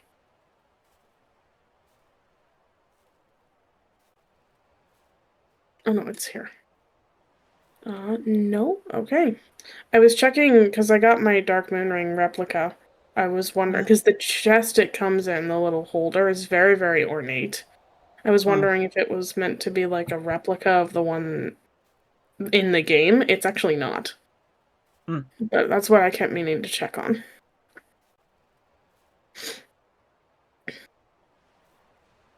Renala, where are your shoes?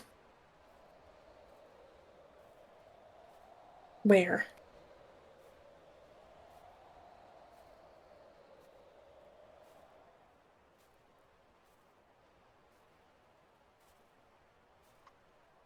Me doop. Hi, Demon. How you doing? What up, demons? It's me, It's your boy. your boy. Goddamn.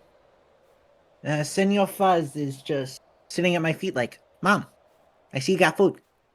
Can I have it? No. It's like, no.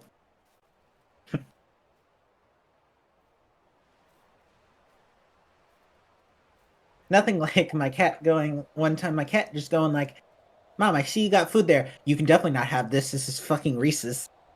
Oh god, no. Yeah, no.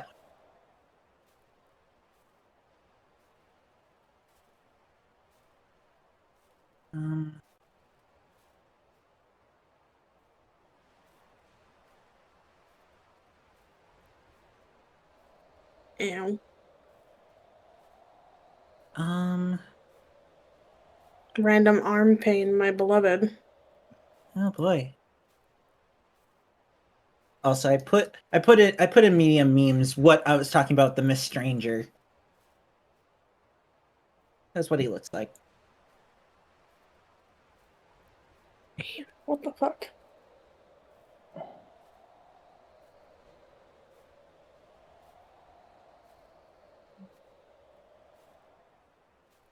I will check that in just a sec. I need to look at something. This is correct? I think it's wrong.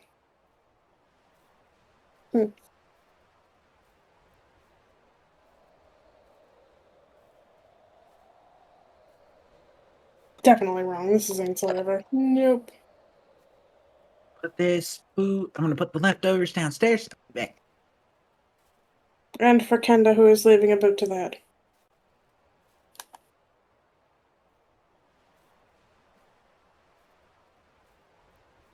Oh, I just did quit. I needed to hit return to desktop. I've done that twice now. Let me out! There. Ooh.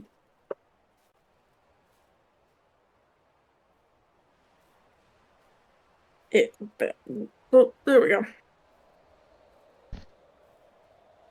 Bom, bom, bom, bom, bom, bom. Goddamn. Wow, that was quick. I'm fast. Kenda just left to put her leftovers away, so hang tight. It's fine. I'm not talking to her right now, so it's okay. True. I can continue on. Things happened. Okay, what happened while I was gone? Sure. I got slapped and called someone adopted. Okay, so that is the Itra version. That's the Itra version. So Itra had asked who the pink person was. She's purple. But Falry explained that was her sister. And then Itra said that he felt that Falry was adopted. So Falry slapped him. And then Orem went in, pulled Itra out because he was being insensitive, and slapped him. I'm back. Okay, so you're telling me... Welcome back. You're telling me that Itra was Itra and got slapped twice for it. Yes. Yes. This was probably deserved. Falry is, in fact, not adopted and slapped him rightfully for that. See, you know what the funny part... Not here. You know what the funny part about this is to me, Kenda?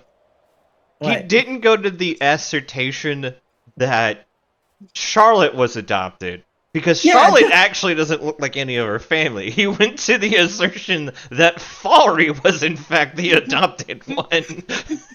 Which makes it better. Say what you will. Say what you will. Itra is accepting of all races. He did not have a problem with that. Yep. That's I think that's the part that makes it funnier for me. Alright, so I still have Itra in my hands right now. Yeah. Just holding him. Yeah. That's Yeah. Like at arm's length. Olian's brain turned off and turned back on. So I got told in no uncertain terms is Kenda allowed to be dead. Now the good news is that she walked off dying, so she's not actually dead, but I got told that I was a bad person for killing Falry. I accepted this, had an evil laugh in the car, and then went back to it. She's so mad at me right now. But it was literally the plan. Kenda wanted this. I know, but... I approved this plan! I know you approved this plan. Everybody here, or several people here, knew that you approved this plan. That does not make Chelsea any less mad at me. That's her own problem. Yeah, it was one of those times where I'm gonna tell her she's gotta get over it. It's fine. Alright.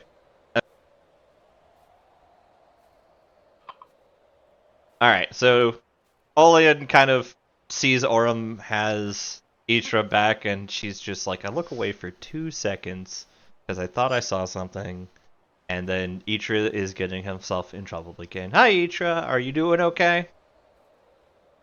Itra good.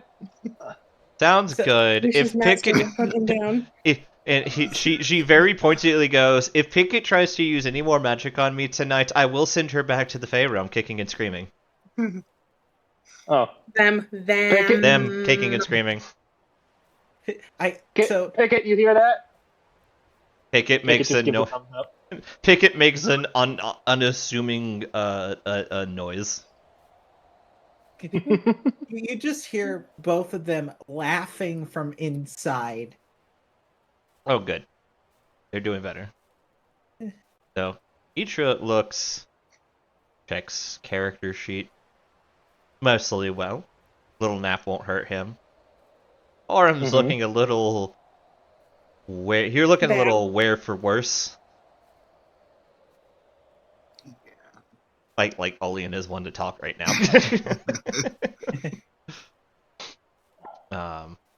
Or ever in this state. Or ever in this state, really. Like, truly. But she smiles, she goes, go ahead and head inside. It's a little warmer in there. We could probably create a small place to have like a campfire and set up for food in there. I'm going to go and check on Naz and make sure she's okay. And then we'll get you all inside and get things kind of settled for the night so you guys can rest. You probably had a long journey getting here. Yeah, and then I drop Itra. She just drops him in the. He just drops him in the snow. Yeah. Fine, it's snow. Olian walks over and picks Idra up out of the snow and dusts him off a little bit, and he goes, and then she goes, "You be nice to Falry and Charlotte right now. They've had a long. Charlotte has had an especially long week this week." Okay. Itra try. Okay, and then she kind of pats him on the head and sends him on his way.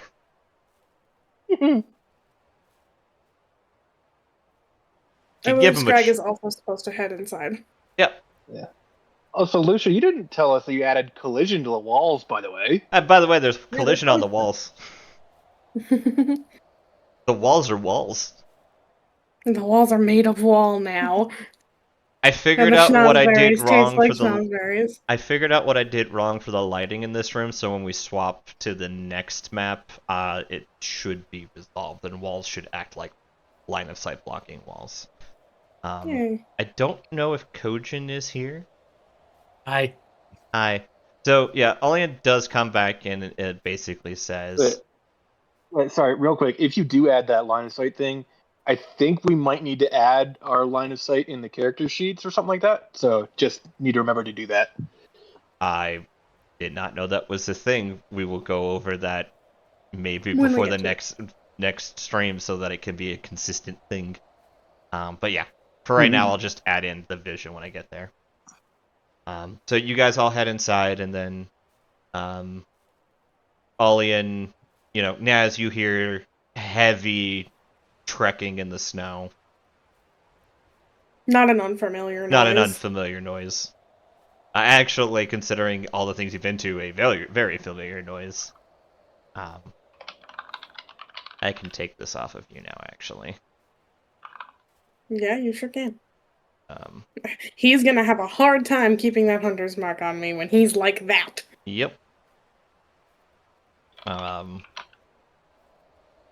And then Olian kind of comes up and she's like, you're getting into this bad habit of coming and bailing me out. I'm not sure I'm a fan of that.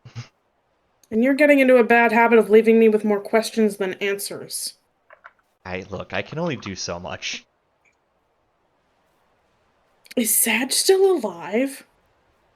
She's like, No, I'm asking the DM. Oh yeah, no, he's still alive. Olian literally made it so he couldn't move and then walked the fuck away. I just wanted to make sure. So Naz is gonna turn away from Olian. Look at Sag and ask, I bet you're feeling proud of yourself right now. He doesn't say anything. She's gonna pull the mask off his face. As you pull the mask off his face, you see something disconcerting to you. The usually red-skinned tiefling is entirely black underneath the mask. Rivers of fire flow along his face, ashy, crusted face as he stares up at you with blank orange eyes. They're actually eerily reminiscent of Olian's eyes, but whereas Olian's eyes are kind of a dead yellow, his are like a burnt orange. Can I peek down his tabard? Yeah, he can't do anything about it. I'm asking the DM. I'm telling you that he can't stop you. Okay, then we're doing that. I want to see what the rest of his body looks like. As you take... Did you really just hit her with the, I don't know, can you? Yeah, I did. I'm making sure I'm not crossing any lines here. Yeah, no. As long as you don't take off his underpants, I'm not about to question it. And even then, I'm just not going to describe it. Yeah, basically from from as Naz checks Mo for head to toe, he is completely. That's a funny noise. he's completely burnt out. That's not my favorite thing in the world. And Naz is going to straighten up and do the thing that she's supposed to do, which is open her bag. Okay. What's the DC? You need to give. Hold on, I'm opening your character sheet real quick so that I can remember, because I wrote it down in a note for myself. Alright. You need to give me a DC 15 advantage. No, it's Vantage. Not disadvantage, not advantage. Vantage. Did you say at vantage? That's very confusing. At vantage. Don't do that. Yeah. Say with vantage. With or vantage. Or just do a normal roll. Do a normal roll. New wisdom roll DC 15. Saving throw? Saving throw, yes. This is a spell effect. Ugh. Ooh. Of course. That's All right. harsh. I need you to make an attack roll against Olian with your dagger with advantage. Of course. Because she has her entire defenses down. She's not expecting this. Yeah, of course. Let's see here. So... it's attacking, but I have to hit the advantage button. Hold on. Well, so far so good. Excellent, actually. Alright, I know how I can spin this. I know how I can spin this. Spin it, please. Okay, so as Naz reaches into her bag, she feels a lance of agony, like, fire through her brain. Like, she did not expect that, was completely caught off guard by this. She drops her bag. Olian steps forward. She goes, Naz! She screams out Naz. Without realizing it, your hand is on your dagger and it's pulled out. But you have the sense to know that what movement's happening is not your you're not in control of what's going on right now. But you know you're not in control. And you manage to scream out to Olian, look out. And she still has enough of that, I'm still in combat, there's still, I still have that adrenaline running through my system, that as you go to stab her, her hand shoots out and locks to Naz's wrist and twists it. Not painfully enough to do damage, but painfully enough to force the dagger out of Naz's for the hand. record, look out is not what was said, it was move. Yeah. Less words. Yeah, less words, more to the point. Naz would have been like, move, and Olian did move, just not as Naz expected, which was more of a dodge, but instead just like a reach out, grab, twist, force the blade out of her hand. Well, it probably would have been a sidestep, and then twist. Yeah. And then she grabs, like, Naz's shoulders, who was going up for, like, a follow-up strike, and she just, like, holds Naz for a moment. Naz just kind of, like, quivers in her grip. It takes a moment for you to... for Naz to figure out what's going on inside of her. She realizes she feels the foreign magic working upon her this time. It's less subtle than the last magic that affected her mind, but more subtle than the Cyclopses were, which is why she didn't sense the growing problem. But now that she's aware of it, Naz is able to take a moment and just, like, through sheer force of will, just shut out that part of her mind and, like, lock it away. And it takes a moment, like, Olian is still holding very tightly to Naz to make sure that she doesn't, she's already been stabbed once with cold steel. She's not exactly in a rush to be stabbed again. Nope, understandably. I love that I love that my attack roll means I basically passed the check. Yeah, you passed the check, but differently, which is why I went with it. This is amazing. It's now ones for both. Yeah, I'm giving it to you that basically Naz failed the initial magic check, but the nat ones meant that she overpowered it after it took control. Oh, amazing. This is fantastic. Yeah, so now that you have this, Olian's holding Naz is now in control. What does Naz say to get Olian to let her go? Nothing. Just kind of like pats Olean's arm. Olean releases the arm, but she picks up the Gravesteel dagger and goes, "You don't mind if I hold on to this for a little bit, do you?" Only for tonight. Fair enough. And she basically puts it into her belt. It's not sheathed, but she has plenty of dagger sheaths that she's able to slide it into where it fits snugly. Do I need to do a check to see if Naz knows where the magic was coming from?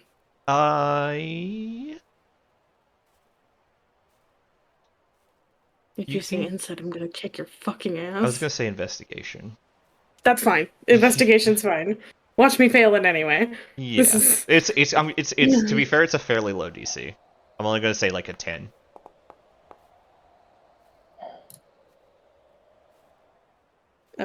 Okay. That's my double click. I'm sorry. Okay, that's fine. You know what? I'm just gonna give it to you because it's more interesting for her to know than not know. So it takes you a moment because you're trying to be like, Naz goes through and she's just like, what would cause me to react like this? Because that didn't come from me. That came from outside of me. Okay. This could have been a mental attack from Hex, or Saj, but they shouldn't be able to do anything, and Saj was never really known to be magic. Maybe it's Orin. Looks over. Orin's still passed out, so no, it's not him. Passed out? What do you mean? They're dead? Yeah, dead. They're dead in the ground, so nope, it's not him. Okay, maybe it was Dracia. No, I haven't done anything stupid the last few weeks. Did she manage to get past my defenses as being a Rainwalker? No, I wasn't using any of my Rainwalker abilities to any extent today to possibly have drawn her eyes. Oh wait, it came from me when I touched the bag. Is it the card? No, it probably isn't the card because the card is very benign and hasn't done anything up to this point. And it didn't interact with me the last time I interacted with Olean before, so what could it have been? This is a lot more thought than what's going on in her head. She's actually just going through a checklist of Sag on the ground, Orn dead, Hex dead, card, no response, Dracia, no, I would know. Yeah. Oh, this foreign object here. Yes, it's the only other foreign object on your person that could have had this influence, which is the Queen of Crows crystal. Which I suppose I should just produce from my bag and go, this is our culprit. It seems to be glowing with malevolence, and both gnomes can feel like the hatred glowing off of it. But Olean looks at it oddly. She's like, why does that feel familiar? Came out of your body. Olean, like, checks herself and she goes, elaborate? You got my letters. Oh. And she just kind of raises her eyebrow. Oh.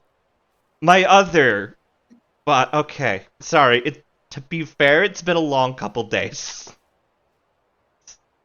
Naz will... It's a shrug of, like, acknowledgement that, yeah, I get it. Yeah. Okay, so that was... So, and then she looks over to the church where everybody else is resting, and she's like, oh, that must mean that Scrag has another one. But his... Like, he didn't attack me when I approached him. I wonder what's up with this one that it particularly dislikes me. It's not the biggest fan of me either. Neither was whatever was possessing your body. Want to break it? She's like, sure. She reaches out and, with her not insignificant strength, tries to crush it. Nothing happens.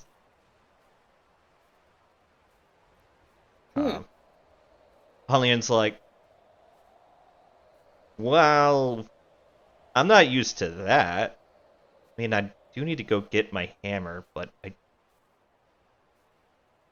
And then you would just, like, kind of watch as, like, her eyes suddenly turn black and green. And then she's, like, just, like, grabs her head, and she's like, nope. And, like, lets go, and the crystal drops to the ground. She's like, she covers her face for a second, and then she's just like, Alright. Note to self, don't touch the crystals. Naz will pick it up and put it back in her bag. You good? She rolls her neck, and she's like, yeah, it just tried to possess me. I don't know what it is, but I'm just going to trust you to hold on to it for the moment until I find a way to deal with it. Or you find a way to deal with it. We'll break it with your hammer later. We'll break it with your hammer later. Hopefully that works. Ideally. And then the look on Naz's face changes from like her usual not super cold but more like neutral to Olean, which she recognizes as like her "I'm talking to a friend" expression. Yeah. To something she would give a stranger. Much colder. And she pulls the bottle of hoarfrost out of her bag and says nothing. Just holds it up. Olean stares at it and feigns ignorance. Don't fucking play that game with me. This was in your room. Why? She, like, looks... You know what? I'm just going to give it to you. She looks very guiltily off to the side and then comes back to the, how do you know it was me? I mean, Einar did go crazy at the end. Einar doesn't even know what this shit is, and it was on your desk. He didn't touch any of your crap. She bounces back and forth on, like, the heels of her Answer me! feet.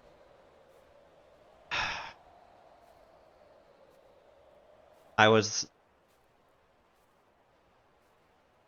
maybe thinking possibly, but was fairly certain it would have been a stupid idea, which is why I never did anything with it, of maybe taking a little bit of rain and taking some hoarfrost, having a conversation with a goddess like my unfortunate friend ended up doing, and seeing what I could have done to find an answer to a problem.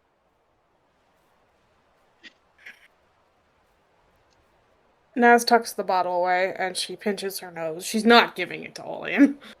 No. I mean, Olean, what the hell is Olean going to do with it? She's fairly certain it doesn't even work on her. Naz just kind of pinches the bridge of her nose and says, I almost lost everything. Because of something I didn't ask for, because of this shit. You thought you were gonna get away with it?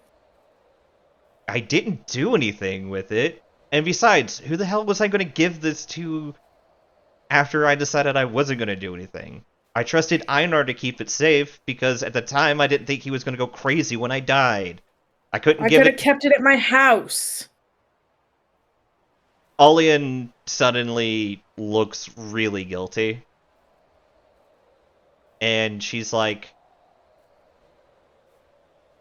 I couldn't give it to Cassidy because Cassidy was already going down a bad road. And while I was trying to pull her away from it at the time, I didn't trust her to have it. I was debating giving it to Thrym, but I was worried it might have had a use later, and I didn't know about, and I knew that he would just dispose of it. Falry doesn't know what it is, and neither do any of the rest of them. I couldn't give it to, I debated giving it to Hex, thinking she might have been able to come for it, but, she points over to the corpse behind her. You see how well that one went out. And she continues to look guilty. I was afraid because we still haven't had an answer for how to end the Age of Darkness that you would have had the same idea that I had. Which is why I didn't give it to you.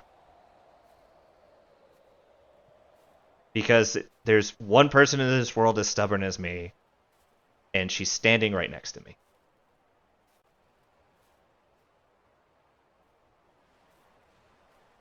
You didn't even tell me you had it. I was afraid you'd go looking for it. Apparently I didn't need to. I thought of maybe bringing it to the fight, and then realized that it was a creature of despair and it wasn't worth it. I thought I had put it away properly. Sitting wide open on your desk. shouldn't have been. It was locked away. I can only assume Einar might have seen it and just left it where it was.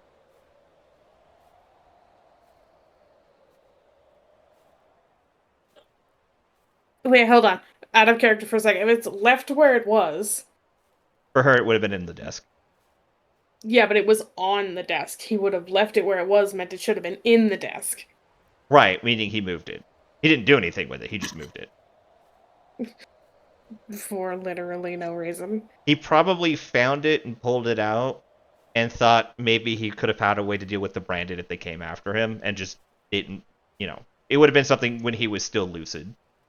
Does he even know what it is? Of course he knows what it is. Adria would have told him. Yeah, fair. Yeah, they didn't keep secrets. It's why she didn't do it is he's the one that convinced her not to. Gotcha.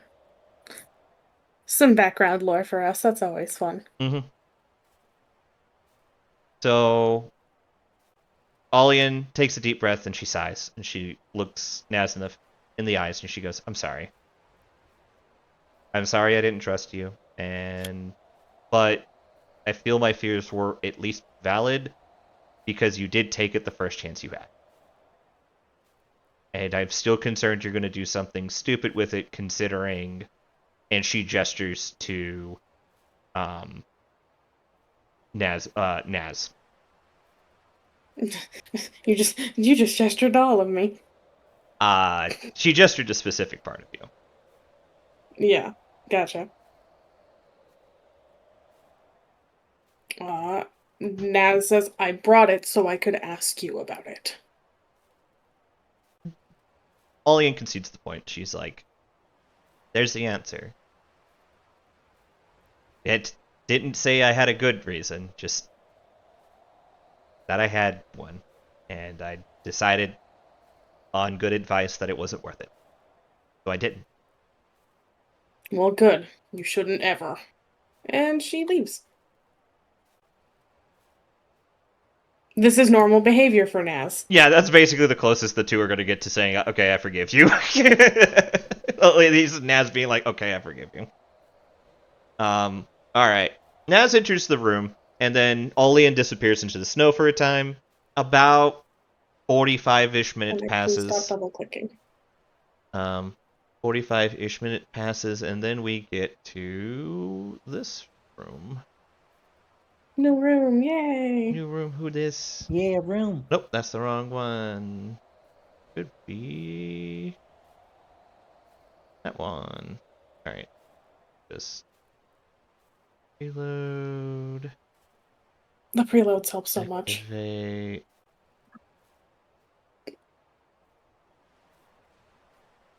Right. I have to put you guys in here bit by bit, so my apologies. This is just going to take a hot minute. Yeah, that's fine. Harper's trying to stand up. I believe Harper.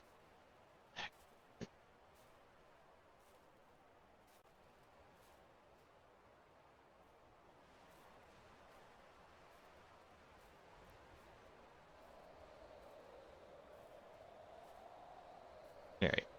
Sorry. I am getting you guys added one character at a time. Alright. Next character will be Falry.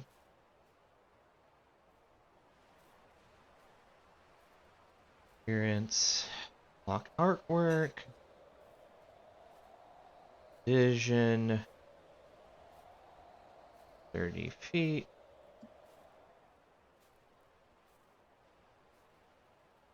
Bam. Alright. There's Falry. We can see Falry's line of sight. I don't know if that's intentional. Yeah, you can. Because you guys are allies. Yeah. Okay. Just wanted to make sure. Stop moving the character. I'm trying to make sure he stops spinning.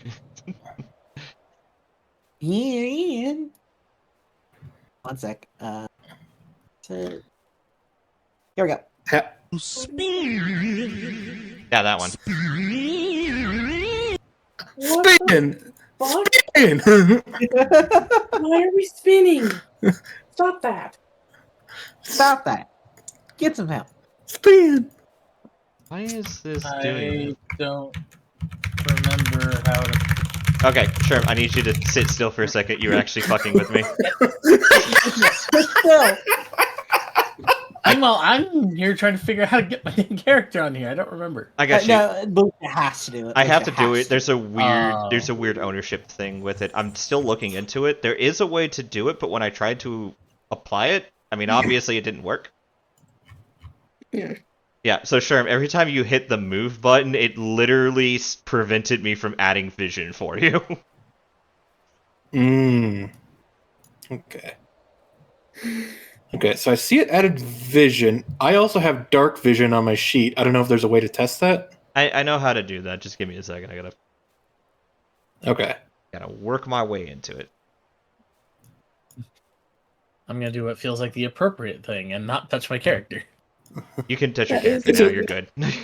This is totally Sherm being distracted in the bottom left there. Enjoy your views. You can go and look around all you want. Alright. This is a safe area for a long rest. Yes. You guys can actually go ahead and hit the long rest button. Cone go out. Cone go down. Cone go out. Cone go down. He's having a lot of fun, and I'm super happy he enjoyed the effort I put into this map. How does one? Oh, wait, right there. Yeah. Found Yeah, it. Alright, so Naz, Oh. Thrim, Scrag, Aurum, Falry, We're missing a Charlotte. Ichira. Yes, I'm grabbing Charlotte in a second. She was literally the least important person to put here. I put Ollie in here so I could see the map, so that I could start putting people down.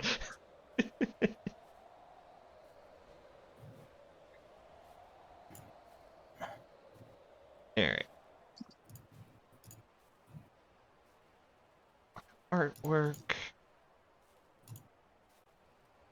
30 feet. I'm trying to remember how dark vision works. Is this something we want to spend time on today? Probably not. And Like, let's can not. it wait? I don't think, like, as much as I do want to get it done, I do not think we should spend time on this today. Yep. Alright, so... Sorry, sure. There's a lot of talking that needs to happen. Yep. Still. Fair. Nope, Plus side fair. is when I click Ollie and I actually get to see the whole map because she has bullshit coding into her so that I can see the whole damn map. That's fine. Alright. So you guys are here. Olian is actually so you guys have set up camp here.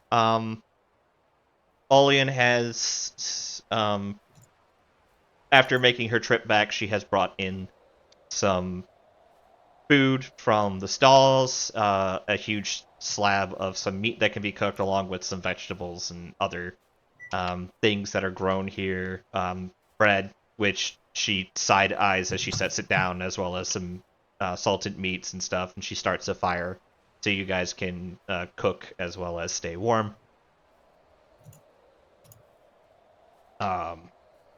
She also has Actually, I have a retrieved her question. hammer as well as her pack, so she now has her stuff back again. Wonderful. So she has her stuff back, and she's Time like, to twinkle the crystal on the floor. "Yep, meow." I heard cat. Heard the cat again. That's Sherms. Oh. That's definitely. I'm seeing Ishra flash with it, so it's definitely true. It's just flashing you? Yeah. Damn. They want attention. That's cats for you. All right, so Olian has come in. She's like, "All right, should be all set now. I'll keep watch over the bodies that I buried outside. I'm assuming at least one of you guys per rest will probably want to. I do not typically need to sleep, as I've come to find out. So whoever wishes to take turns taking watch with me, that'll work. And I'll let you guys draw straws on it. Before that, Yeah. Naz literally drops the crystal on the floor. And then backs up. Yep.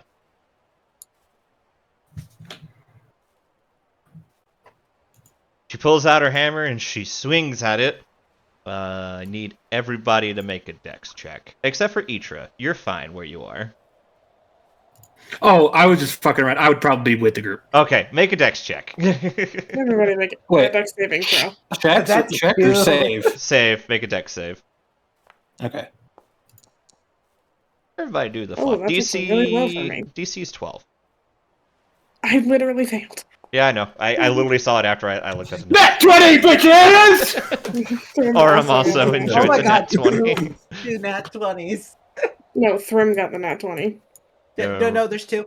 There's two. Nat 20s. Yes, Each but he said Aurum. Oh. Aurum got a 26. I'm Yeah, just missing That's the weird for Trojan. me to fail one of those. There it is. Alright. So... Not the lowest. And Alien doesn't get to take a save because she's at ground 0. Alright, roll 8. There we go. Alright. Everybody who made the save, you guys take 15 damage but stay on your feet. Everybody who failed to save takes 15 damage and falls on their ass. Boy, it's a good thing we get another long rest after this. Yeah. So I don't think we should bother with the damage. Yeah, don't bother with the damage. But yeah, that's basically just like this is what happened when you did that. Negative 250. She's fine. Oh! She walked it off. Naz is gonna do that fun thing where as soon as she hits the ground, she gets up on her shoulder blades and hops back up. Yep. That hurt. Oh, I guess we're gonna say Charlotte was fine. Charlotte was fine. Charlotte was barely out of the way. So the thing is that Charlotte isn't a level 1 civilian character. She is a level 3 cleric. So even if she got hit, she'd have been fine. She probably would not have felt fine, but she would have ended fine. Can we RP saying that Falry failing to save was trying to protect Charlotte? Sure, I'm Yes. fine with that too. 100%. Yeah. You do notice that Alien seems oddly missing, Naz, and then you look up and in one of the chandeliers, just Alien is floating there. It's just like, did I get it? I don't know. Did she get it? No, it's still there, 100% fine. What was Nope. Big Boom? Itra will hold up the crystal, but hold it kind of close to her head to indicate, do not touch this. It was this. After recovering her wits, Alien untangles herself from the chandelier and drops down. Do an acrobatics check. No, she lands on her ass. She fails and lands on her ass. There we go. Wait, she's in fucking heavy armor. Yeah. We don't know how If we she would rolled do at that. an 18, she would have landed.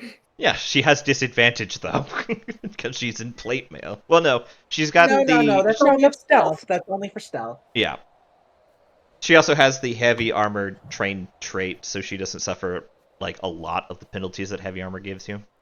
Roll the fucking dex save then. Fine, God. Or the acrobatics check. Oh, actually, she is trained in acrobatics. She might be fine. See? Look, she Okay, made she's the landing. surprisingly Fuck fine. you, Lucia. It's her apprentice who is not good at that. Yeah, so she lands on her feet, but it's definitely a heavy whoomp as she lands on the ground and just stays on her feet. It's like, Literally at 27, you made her land on her ass. that was funnier. It was, but let the dice tell us what happens. That's fair.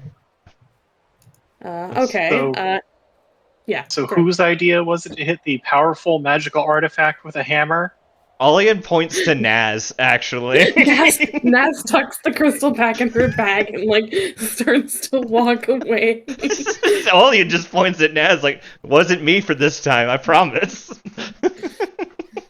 New question: where's the flame kept in this place? Falry knows that the answer is that the flame is kept in the far back. In the far back. Cool. Other Wrong way. This is the back. This is the back.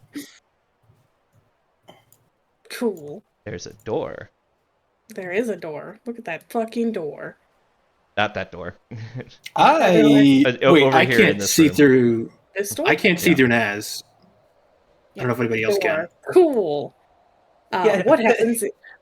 Before I do something reckless, what happens if I hold the crystal close to it? It just kind of glows. Like nothing changes with the crystal. It doesn't. Cool, toss. And as you toss it into the fire, nothing happens.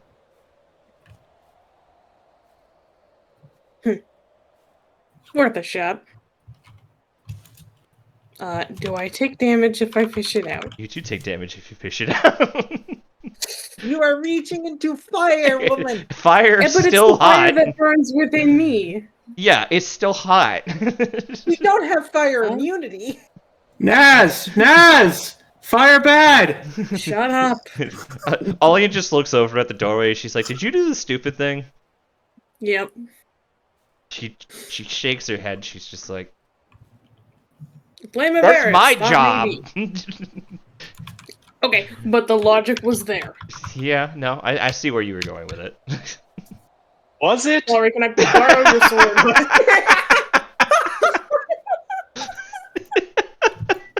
Damn. Wow. He doesn't open his mouth much. But when he does.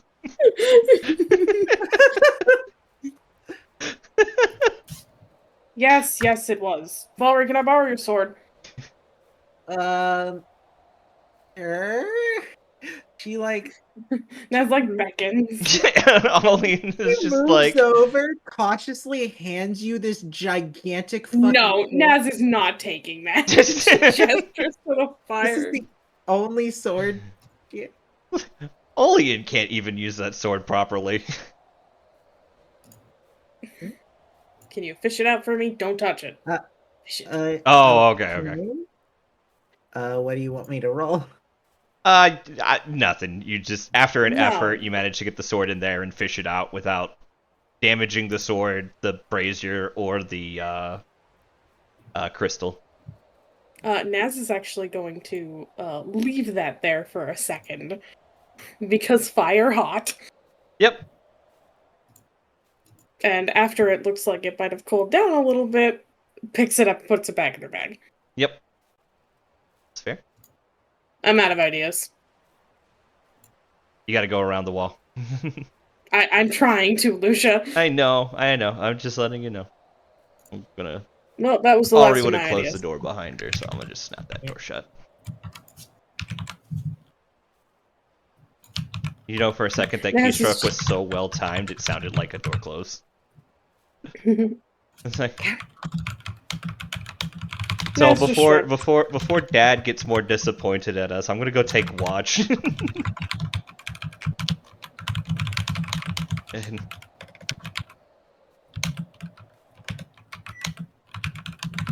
You are... Jeremy can hear you Your typing. keyboard is going Yeah, hardcore. it's very loud, dude. Can you turn your noise canceling on, please? I thought it was. There's no way. It was off. What the fuck? When did I turn it off? I don't know.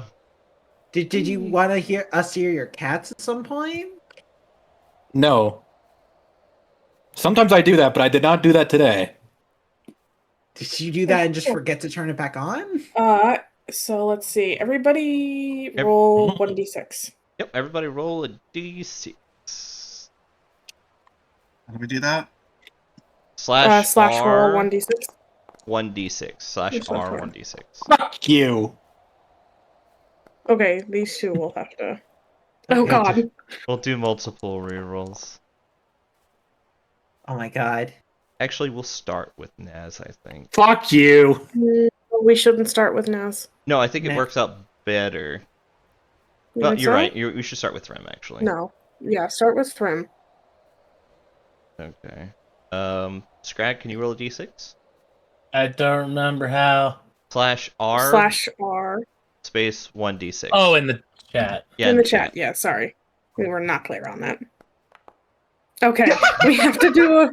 Okay, you Okay. three roll a 1d4. Can I please? Because I've been wanting to talk with her. Can I go before each and Scrag? Yes. Yeah, okay, so we'll put In which case... Falry before each and Scrag, and then we'll have Scrag and Kojin, call it. evens or odds. Call a coin flip. No, call a coin flip. Heads? Okay, Scrag goes first. It still then didn't Egret. roll tails. God damn No. it. No, the Google coin flip fucking hates you, dude. I can't win. I'm gonna stop rolling tails Okay. for that because I swear I'll at least That's start exactly when winning. it's gonna roll tails. You know what? At least it'll finally have done it after what's this, like the eighth coin flip we've done? Yeah, okay, so Thrym gets to have his chat, and everybody else gets to go fuck off and try to sleep. Yep. Actually, I'm right assuming up that against Charlotte the- and Falry make an adorable halfling pile. Oh no, definitely. They have just slept on. They have just slept near each other. Just a blanket on both of them. Yep. In fact, they started to pass out early on, and Olian puts the blanket on them before she goes and wanders off. Hey,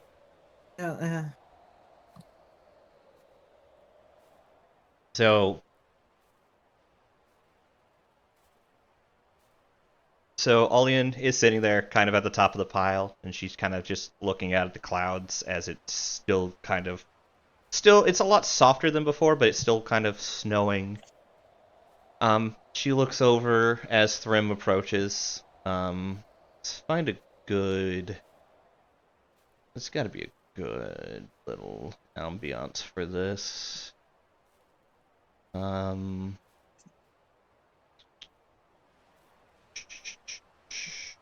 Just trying to find... I turned on flow.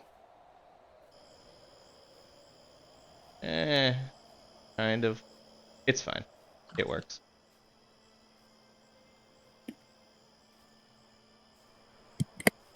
Turn that volume down a bit. Alright. And she looks over at Thrym, and she smiles as he approaches, and she asks him, "Are you feeling okay?" A lot better now. That's good.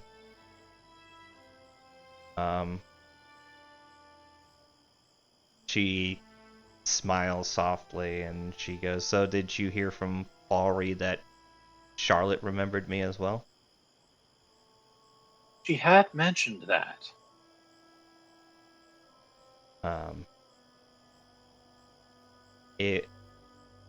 It's weird, because you remembered me, Charlotte remembered me, and apparently Einar remembered me, but the way you and Charlotte remember me doesn't feel like it has the same impact that Einar did.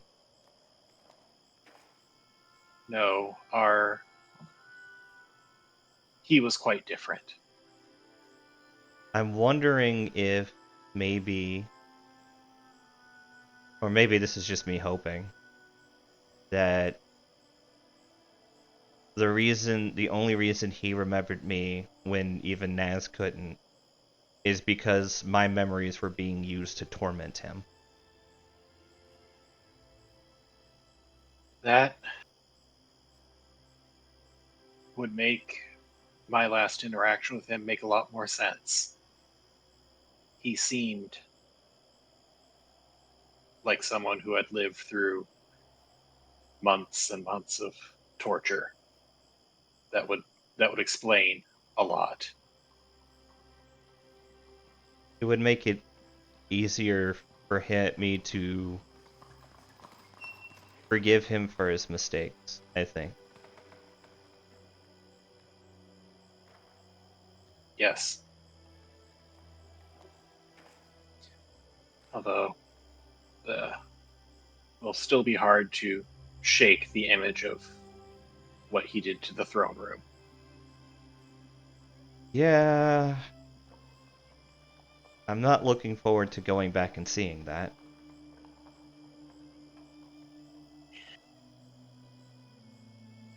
No. She smiles softly to herself and to you, and she's like, "At least you remembered me. You were able to keep my memories more fondly. Though it seems like you still suffered for them." It was more self-doubt when no one else I knew besides Einar remembered. It made me feel like I could have been wrong, but I'm glad I wasn't. I'm also glad you weren't. It's... I don't hold anger towards the rest of them. But it hurt. It hurt more than I feel I can tell them to not be remembered. To have everything I ever strove for be taken away because something decided it was going to, I don't know, decide that I needed to be removed from history. I guess that means I must have made something realize I was a big enough threat. You certainly were and are a big enough threat, but we don't know to what yet, and that troubles me. Olian smirks, smiles, and then smiles. The emotion doesn't seem to reach her eyes, yet her physical presence still seems to carry, like, a certain confidence that you always found reassuring. She goes, well, I never knew what I was doing before, and yet I still managed to get here fine. I think we'll figure it out. Just gotta make sure we keep stepping forward. You're right. Incomplete information can't stop us. We'll learn as we go. Yep. And if we never get the full picture, but we still manage to get the Age of Fire, then we must have did something right.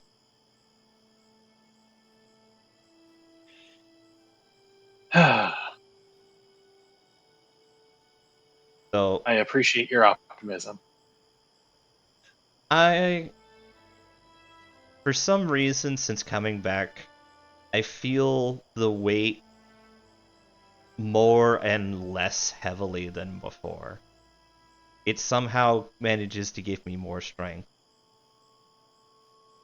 And I think as long as I keep moving forward, that's fine. That I'll figure it out somewhere along the way, and that one day you and I can sit down and see the stars together. I look forward to that day.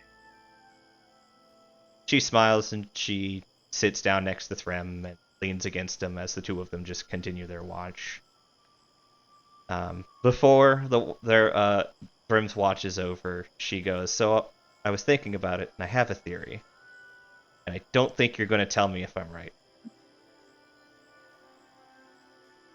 But I think the reason you remember me and Charlotte remembers me is because some part of both of you might not be of this world.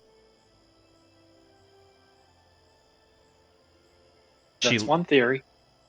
She carefully looks at Threm for a reaction. Does he make any sort of like reaction that she's right or wrong? Nope. Gotcha.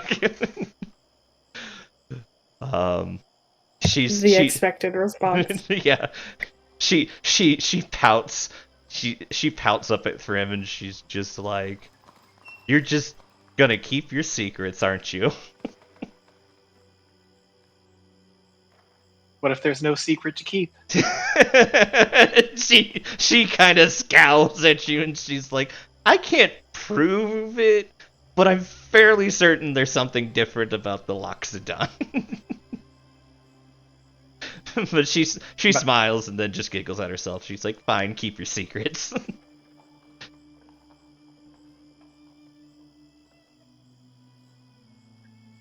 Well,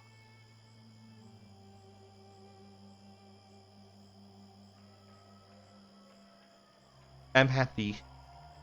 You know, I had expectations for the future, but I'm still happy. good. That was one of the things that made me stay when I was traveling through Sesserin. Your sense of joy and wonder. I'm glad you've kept that. Some days it's hard, some days it's not. But I'm trying to enjoy this second chance. She she looks like she's really confused because she doesn't know how to describe coming back from the dead, but not the same way as she's used to. I don't know, 257th chance at life again. I'll make it work. You can go get some rest now. Right. You're looking very tired. You're right. I should rest. Good night. Good night.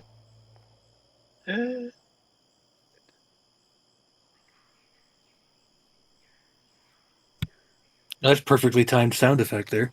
Yeah. Alright. So, I think... Let me pull up that thing, because I didn't actually pull it up ahead of time, because I'm flying by the seat Oh, I of my didn't pants. either. I didn't either. Whoops. What thing? Don't worry about it. Whether you get to hear it or not entirely depends on all of you. Yeah, actually. What did we say? TC 10? Yeah, the DC is 10. And the skill was... Perception. Perception. Alright, so everybody give me a perception check. That isn't Naz. Yeah. Fuck you. Sorry. You can still get it.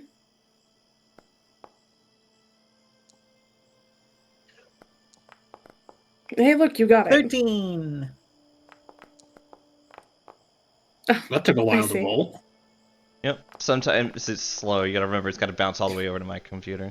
Orem is the only one who doesn't get to hear the conversation. Yep. So Orem is still asleep and very much enjoying his sleep. Everybody else at least briefly wakes up about sometime like an hour after Thrym goes to sleep.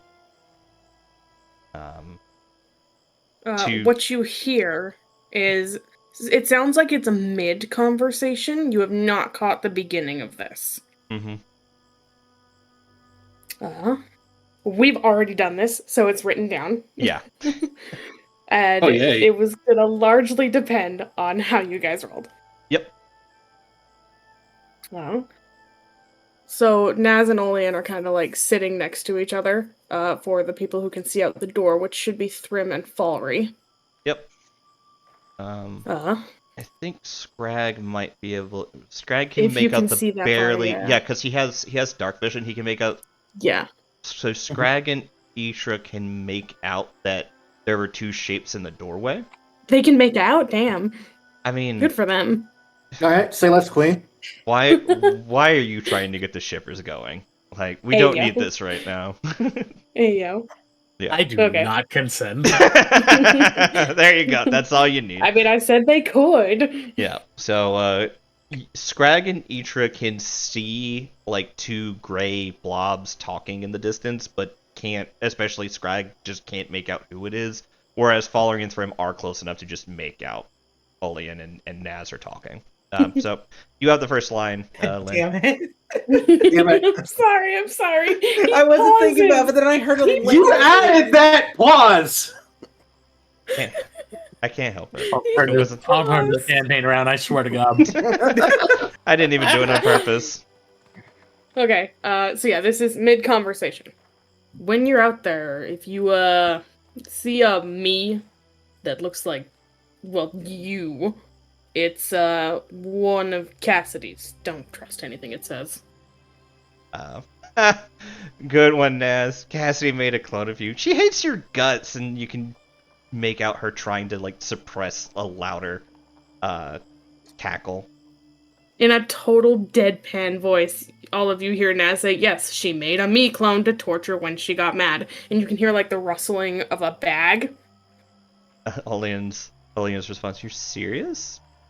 You can hear pages flipping, and every so often it's just, God damn it, Cassidy. few more Enough proof pages for flip. you? She, a couple more minutes pass, and she's just like, "Man, I don't know what's worse.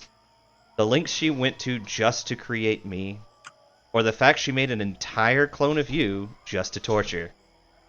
This is why Naz got painful this. She didn't tell anyone.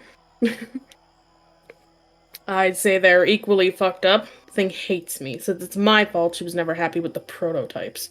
It also said it was going to look for something. The other. I don't know what that means, but just... Well, now you know, so can't try to trick you if it sees you. I wonder if I'm the other, but if so, why would it want to find me? Thought of that too. The other creation's still up and walking around. The you to its me, maybe? Might feel that kinship somehow. I'm really just grasping at straws trying to think of any reason. Allian lets out a sigh, and she's like, well, did you find any... I think Thrym called me an abomination out and about at Cassidy's lab? No, I didn't. If there's any out there, we haven't run into them. Or maybe we have, and they're just blending in. Another sigh, followed by, well, if they aren't causing any problems, we'll leave them be for now. My goal is I either have a new assassin or a new friend. Couldn't tell you which, I only know it wants me dead. Can't say anything about you. I know next to nothing about too many things right now. Well, I can't talk her out of killing you, then I'll have to put her down. In response, sigh. I'm sorry, my sighs just don't get picked up by my microphone, so I have to say that she sighs. Mm-hmm. But she's just like, I didn't have killing my best friend on the list for my rebirth. Actually, you did before we killed Cassidy. Doesn't count. I was being mind controlled. And this isn't actually me, so it's technically not on your list. She wears your face. While a close approximation, this is not my face. Besides, if I did want to kill you at Cassidy's chateau, I would've. It's not technically my face either. It's a face that looks like mine, made out of other people's face bits. I feel dirty. I'm in a body made of dozens of other bodies. Blech. Yeah, that's, the thing. I think I'm gonna be sick. Do it outside. Sandy would kill you if you puked in her church, even if it's destroyed. You guys hear the sound of somebody stumbling outside, followed by the most violent retching noises you have ever heard. Okay. I feel violated on many, many levels. I'm sorry, I shouldn't have shown you that. No. Best to learn now. I have time to come to terms with it. At least I have you here to help me through it. Gods and stars above, I really am an abomination. Your body, maybe, but you? If you're an abomination, so am I. Oh gods, my best friend is also an abomination. There are worse things to be, like what I was before. Well, you seem a bit short for an abomination anyways. Big words from such a tiny creature. Hey, I'm well known for hitting above my weight class, thank you very much. Just shut up and quit looking at yourself like a monster. I don't see you that way.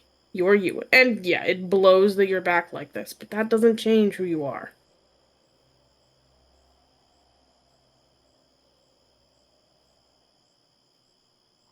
I know, Is Ness. everything okay? Yeah, it's fine. Love you too. I know, Ness. I know. But this feels different. I don't feel like me, even though all my parts are here. I can't know what you're going through, but inside whatever this is, I still see you. Can't say the name, but you know what I'm talking about. You're an unstoppable warrior, a loving mom, and a good person. It's all I've ever seen in your eyes, whether they were green or yellow.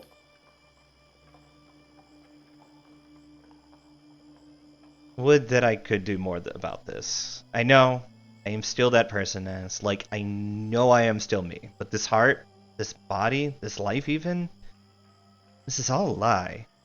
I shouldn't be here. No. No, you shouldn't. And we know who to blame for that. If you want to go back, I could figure it out. I think we have one hint thanks to them. Whatever you decide, I'm with you. You know that. I won't ask that of you. And I may be, how to say it, unhappy, dissatisfied, however you want to phrase, fucking disgusted. But I am here, and I have a second chance to set things right and get that Age of Fire we seek. And another chance to see the stars. That's all I have to take the next step forward. It'll be enough. Then I'm with you. In the age, see the stars, and after that, who knows? Meet Thrym's herd? They'd probably all crush you in a big elephant group hug. What a way to go, though. What are you thinking it? What are you thinking about? A lot of things. Honestly, mostly negative things, but I'm getting it under control.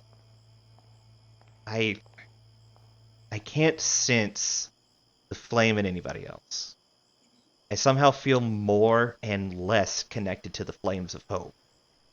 It still fills every ounce of this body, as if my heart now is the fire rather than where I kept it caged.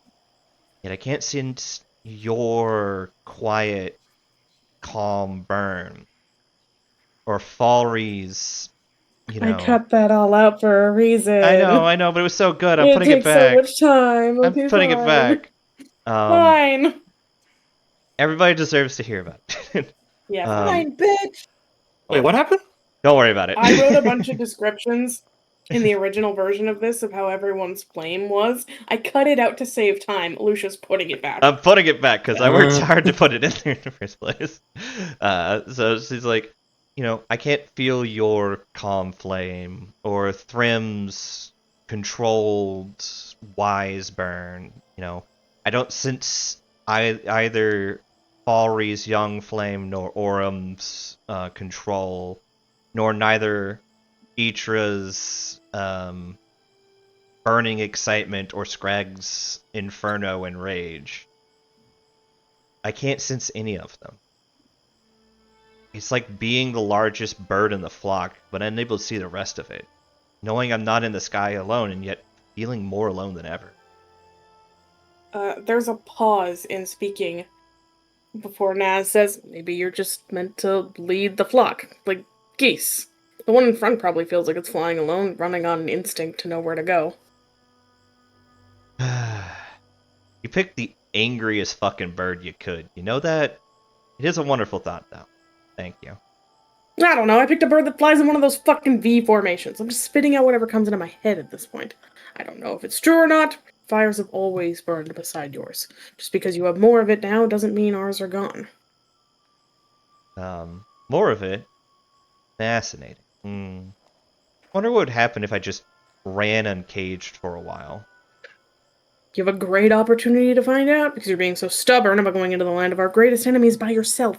Yeah, it'll make a good stress test of my strength for sure. You owe me one for letting you go alone. Been too long since I got to go on a good spree. If you learn anything over there, I want to know. Of course. I'll also send you regular correspondence so you know I'm not captured. For what it's worth, I think you're where you need to be. You trying to compliment me? I have several other places I'd rather be in my life. Where you rather be, and where you need to be. Two different things, Nas. I'd rather be at home with my lesbian husband and daughter, adopting a new child.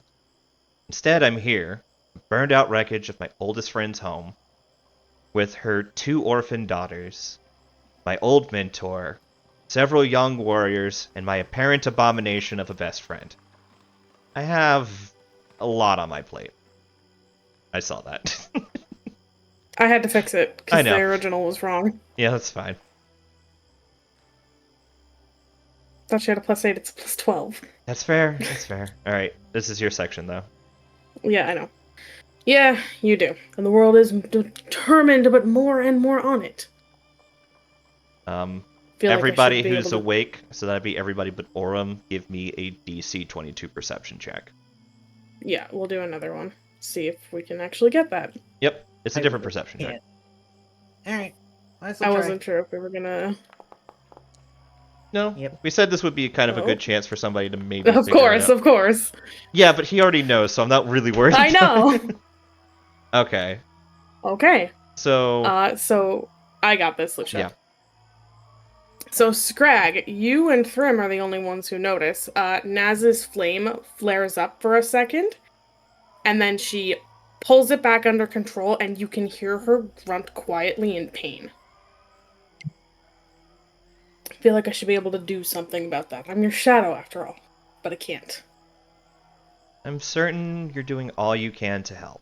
And while it may be unsatisfying for you to hear, just having you back as somebody to talk to is helping me more than you realize. And then as the two begin to cross back into the church, the conversation devolves into a different language. And that's the section that we're going to do with that one. Mhm. I did not write down next on the list, but next on the list from is Aurum. Aurum. Aurum gets to have his time with Olean. And then it'll be Falry, Scrag, and Etra. Yep. I think I have enough time to get all of you done. Yay. Which is great, because that means I can work on the next part of the journey. So, Bongos, you're up. You get to go hang out with Olean while everybody else while Naz goes back to sleep. I can sense the look that Naz gets from Thrym as she comes back. Yep. He has his eyes closed, but he's looking vaguely in her direction. Evening, Aurum. Evening.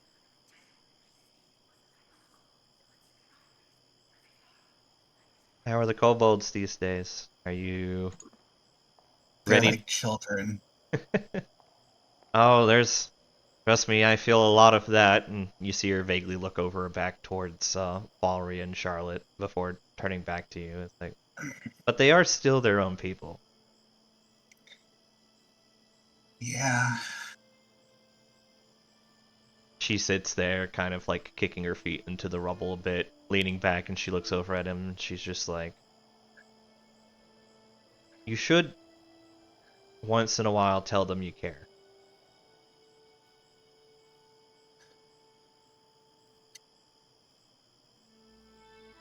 I sigh. she nods. She's like, I know, I'm being a warrior, and I really don't have any room to talk about it, but you know. I can do that pretty easily for one of them. The other one got slapped upside the head today. Yeah, and I know that that's just your way of showing your affection and care for everybody around, but I think an occasional word or two with them would help. Let them know you're more than just a disciplinary, but that you actually do want what's best for them and that you worry, because I don't think they always see it.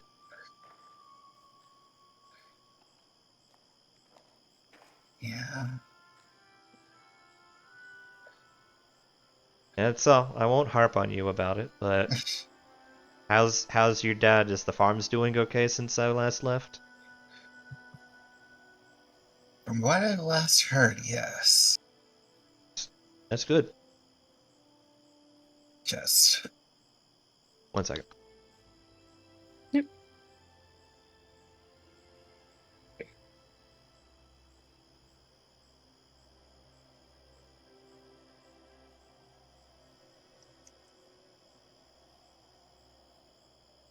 Anybody read any good books lately? No. A lot of them. I'm reading the newest Death Core of Creek book. Sorry, I'm simultaneously Cool. taking my medication and also telling Chelsea goodnight. No worries. I decided to ask that question. Yep. It's the typical we're waiting. Yep. Alright, so this farm's doing good? That's good. yeah, hopefully I'll get back to it one day. I'm sure that your dad misses you a lot. But I also can tell every time he sees you how proud he is of you taking after your mother more than him. Yeah.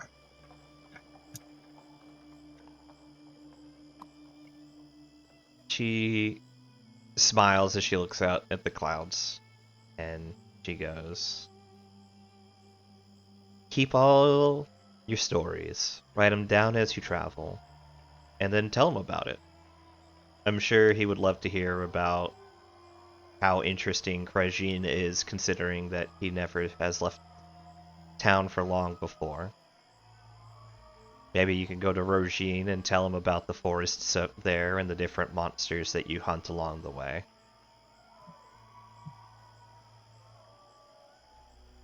Yeah. I look forward to hearing how you managed to outdo me in killing something bigger than the Valwood Beast.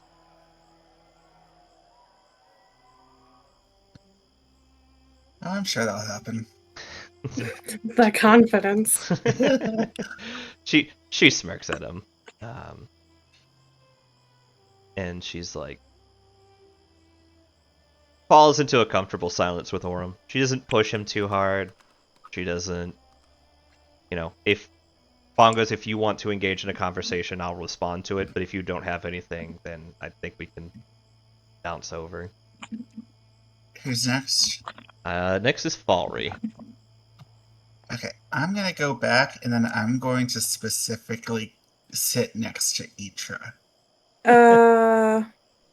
Can we maybe change the ambiance? Someone's getting distracted. Yeah, I could just turn the snowstorm up and turn this one off. Yeah. The town is not capturing. Yeah, I've been off and on looking for one that could swap for it. I just haven't found one that works, so I'm just gonna put the snowstorm on. Mm-hmm. Alright. Yeah, Falry, she would have at a certain point just taken off her armor and then fallen asleep. So getting up, when she did get up, it wasn't waking Charlotte as easily. Mm-hmm. Walks outside. Yep. Hi. Are you gonna walk outside? Oh yeah, I gotta actually theater of the mind, Yeah. There you go. But we have theater of the tokens. Theater of the mind's better. I mean, fair, but we also have something for the stream people too. I know, I'm just making a joke, but yeah. She Theater of the smiles. tokens. She smiles at Falry as she approaches. You can definitely tell she's still a little concerned, worried about how to respond to Falry. Like, she's just not sure what to do as she approaches. But she pats the gravel next to her, and she's just like, take a seat. She just sits down.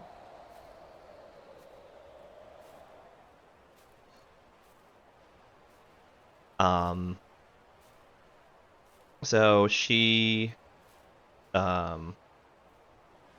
takes a deep breath and lets it out, and she's just like, I'm sorry I couldn't save your mother. And those words are like devastatingly heartbreaking coming from her mouth. Like, she just has a huge regret, and she just starts with it on the front foot, and she's just like, I tried, Falry. I tried so hard to save her, but I couldn't move. I couldn't do anything. No amount of physical strength or power that I have gained over my near century of life was enough to allow me to save my oldest friend. After Threm. My oldest friend, and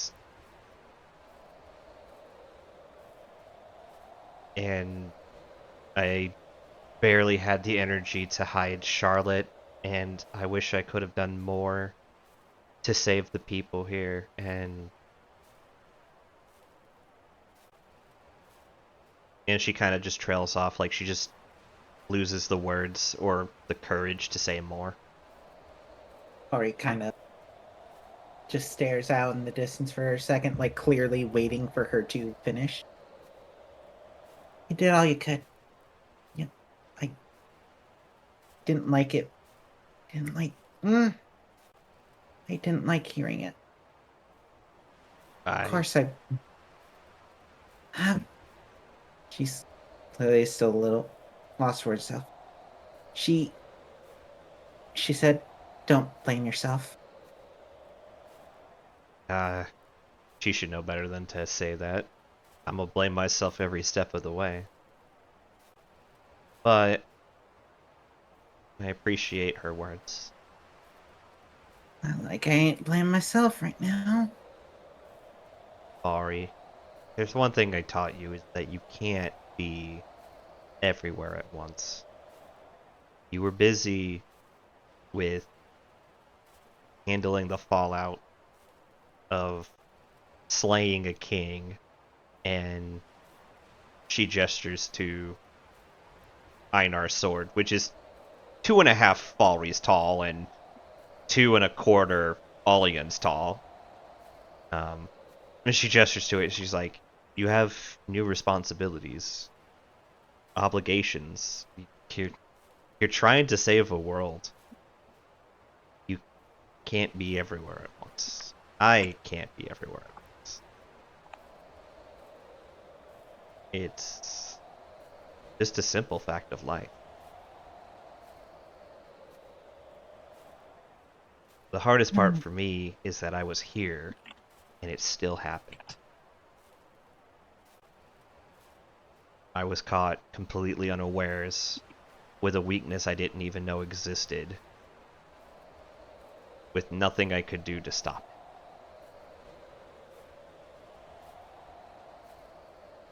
Falry at this point is just gonna take a fucking rock and yeet it.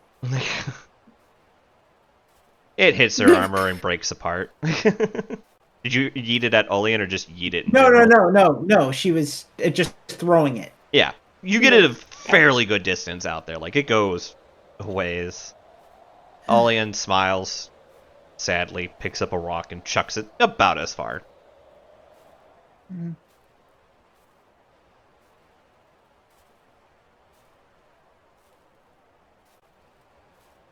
After probably another like half hour of like just quiet, comfortable silence, Olian looks at. Oh, you first. Just hug her.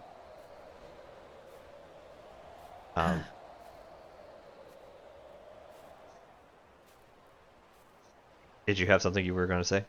Yeah, I did. I said she will simply hug her. Yeah, Olian hugs her back very tightly. If Falry was not both wearing full plate and also as tough as she was, she probably wouldn't be able to breathe.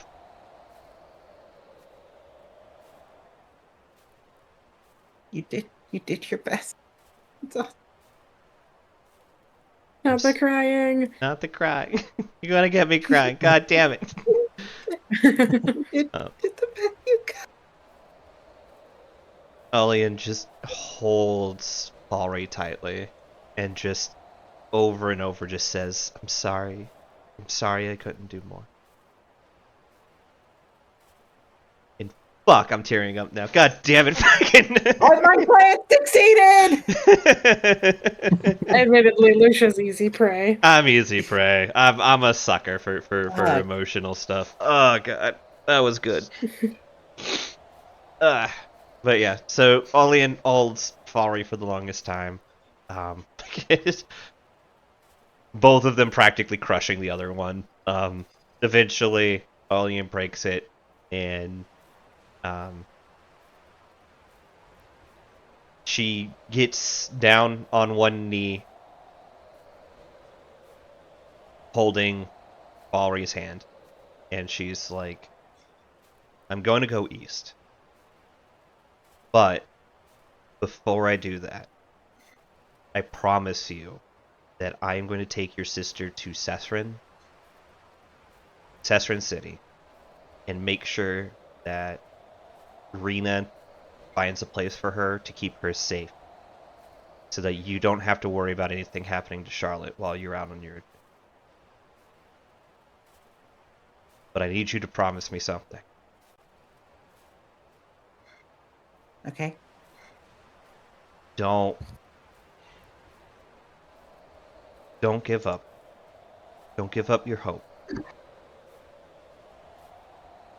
You are the future that I fight for. Your future, Sarah's future, now Ina's future and Charlotte's future. You need to fight with everything you have. And not in the reckless way that I had done for years. You have to become better than I am. Better than I was. Not physically. Though if you can do that, I'm super down to have another spar and see how far you can come.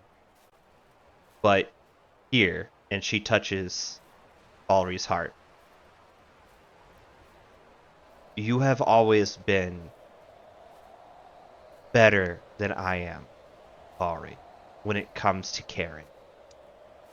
You know, for all that I give out happiness and cheer and try my best to put a step forward, just as much part of that is covered by my cynical interactions with the world and seeing death.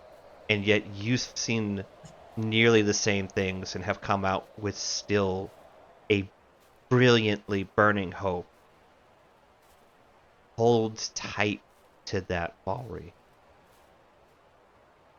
One day you will be a leader that makes me look pale in comparison to you. A leader for a new age. Hold tightly to your hope. Remember the great times you had with your mother and your sister growing up. The shenanigans we got up to when you became my apprentice and all the things that you learned along the way. And if you can do that, then you will find that you are every bit my equal and more in both life and death. You understand? I do. She smiles and she reaches up and she gently kisses you on the forehead. Pulls you close in for another hug and she goes, "While I am not your mother, I have thought about you just as much, if not more, as one of my own children. And I believe in you, Falry."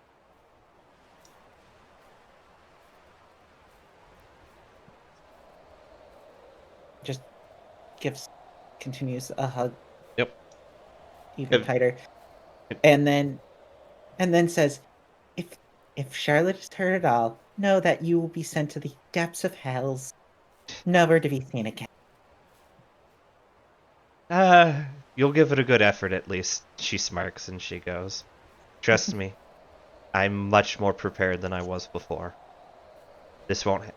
We won't have a repeat of what happened before, now that I know what to now that I know what to pay attention to." She then taps Falry on her shoulders and goes, "Go rest with your sister. Send Itra out for now. You only have this night and a few more traveling back to Lakeville before she and I head back to Sesrin City. Enjoy it while you can." Okay. She starts to get up. By the way, she starts wiping tears. Did you put the blanket on us? Oh yeah. Somebody did. Yeah, you guys were cold. As she is Falry not feeling the cold. Is it cold? I don't know. This dead body doesn't feel things. Falry's literally me. Yeah, I know. It's is like, it cold? like, is it cold? It's like, Ollian, I don't know. I don't feel the same way as I did before, Falry. I'll take your... Falry literally has lived up in the mountains. Yeah, this is literally her home. She's just like, yeah, this is just a normal winter's, like, snow shower. It's whatever. So the cold didn't bother you anyway? Yeah. Oh, shut your whore mouth. Listen, I was just content to ignore him. That's better. No, Don't- I need to tell him to shut his whore mouth. With how much Disney music she listens to on a day-by-day basis, yeah, she needs to. So much. Alright. Oh, is Harper entertained by it? Mm-hmm. Yes. She Falry lets a chuckle and then just goes back. Yep. I have had a request to save Scrag for last, so I'm going to take Itra next.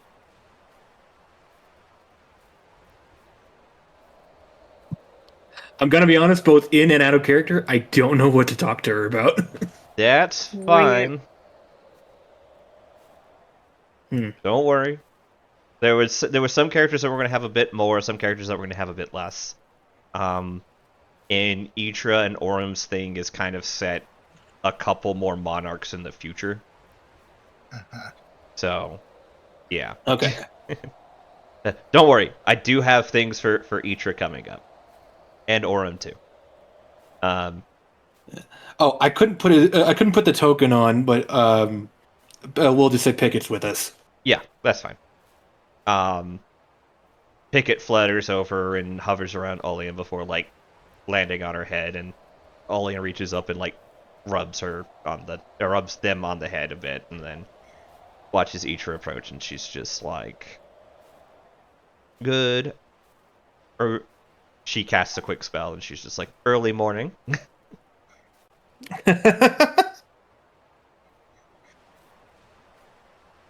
What did you do just then?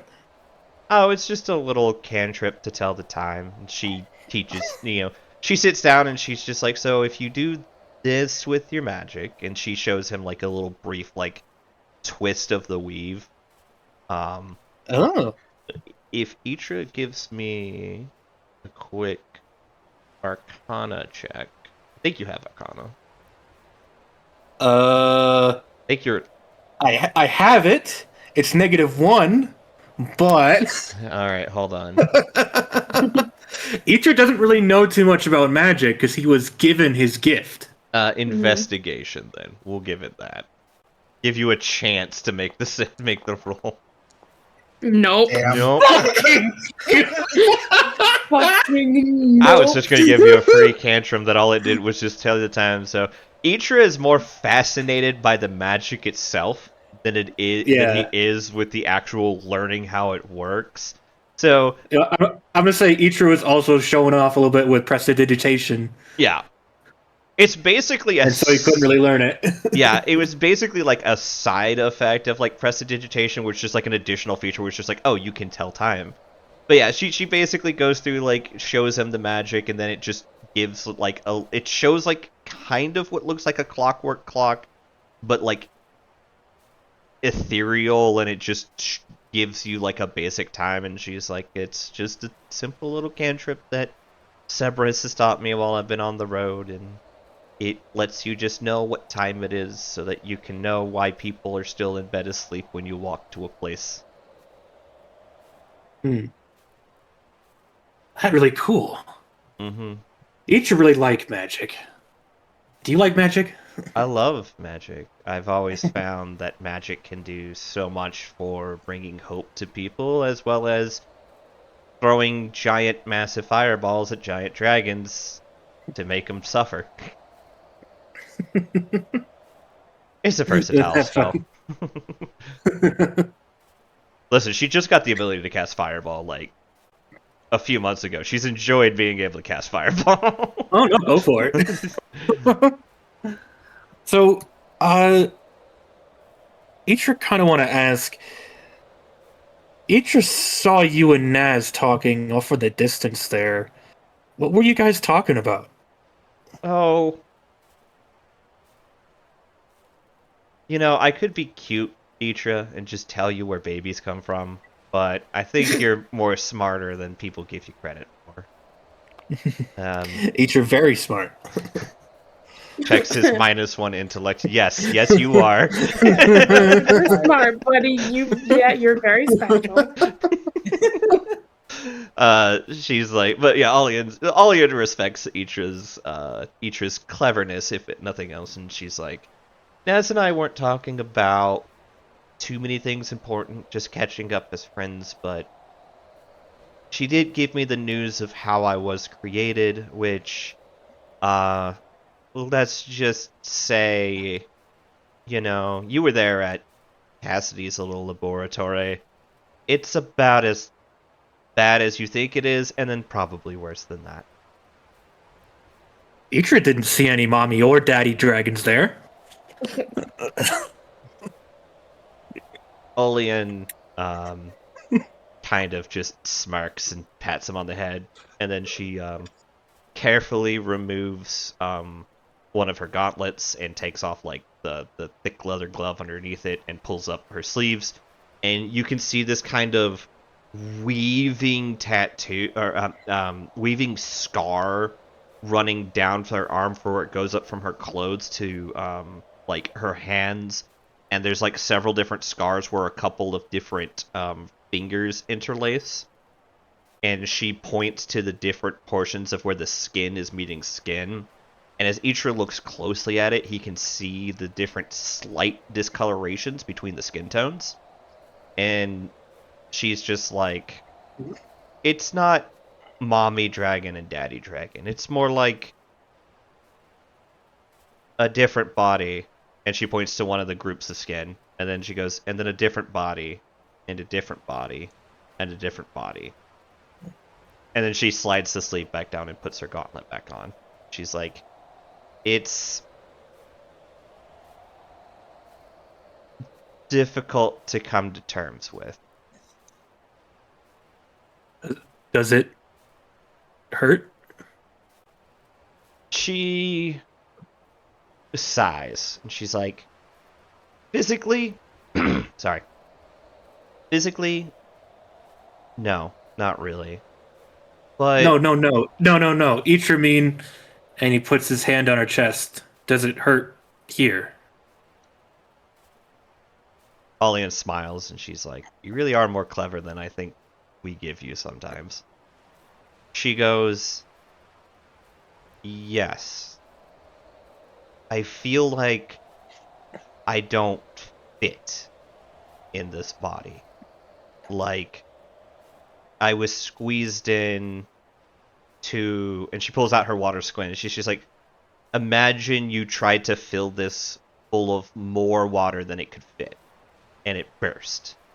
Only I'm not bursting. Well, if you need to be burst, Itra does have dagger. No, I've been stabbed enough lately, thank you. That you see her give a like quick glance into the cathedral real quick before like looking back. She's like, I've been stabbed enough lately. I'm good.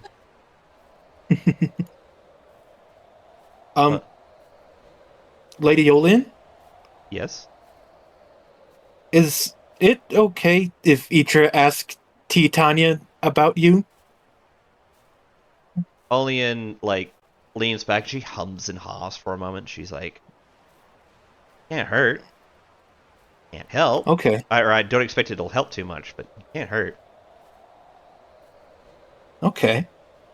I think Itra want to help, so Itra will see what Pretty Lady knows. Sure. Is Itra going to do something right now?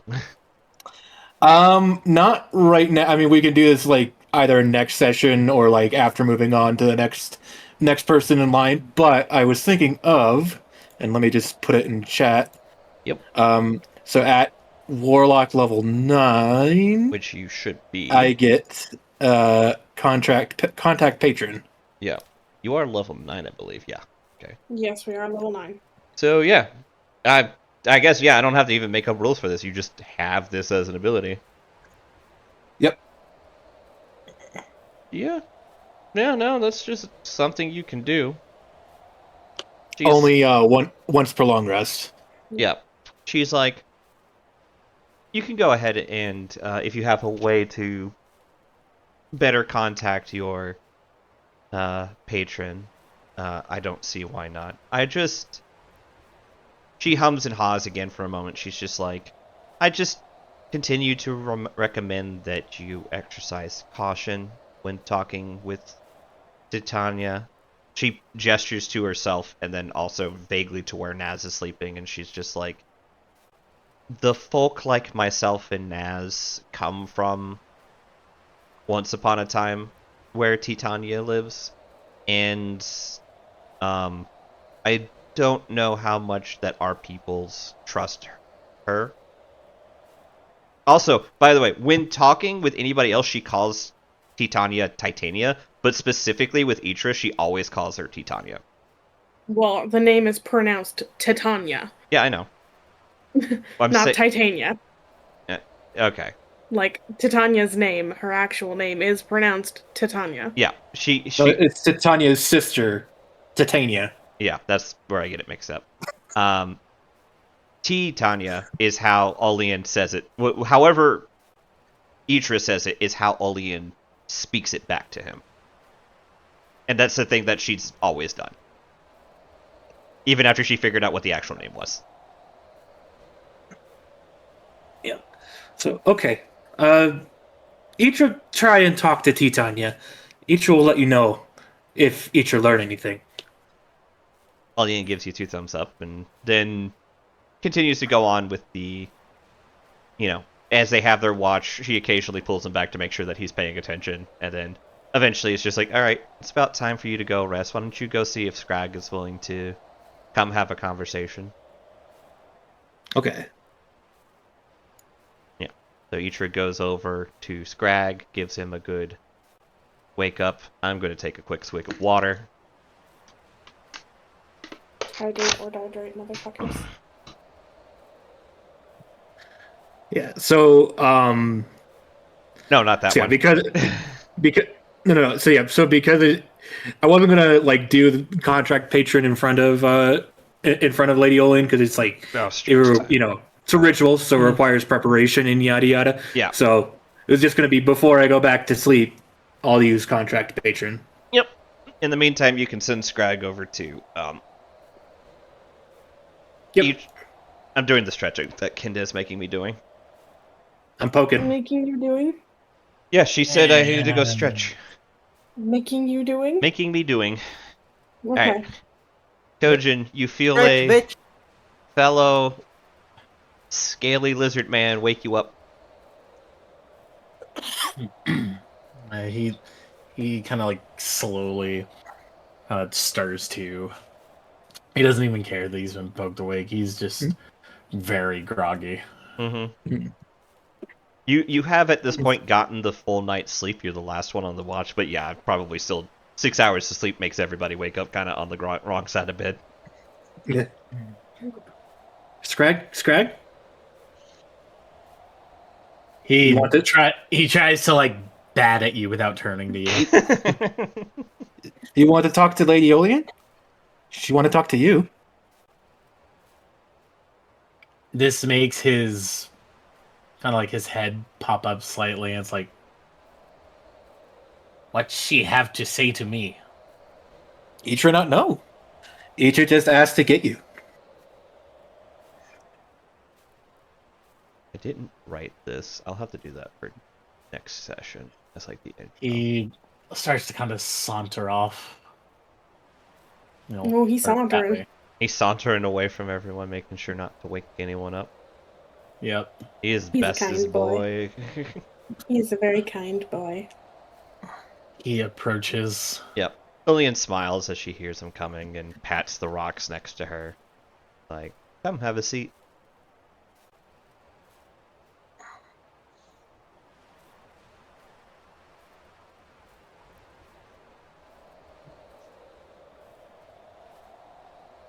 She taking a seat. Mm-hmm. She looks over at Scrag and then looks out into the skyway, and she's just like, I've been training you for many years now. Well, someone who might have been my old me has been training you many years now, and I think I've gotten to read you pretty well, Scrag.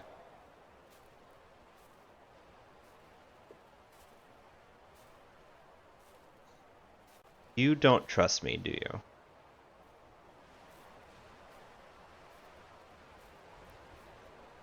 Greg looks at Olean and turns his head back away.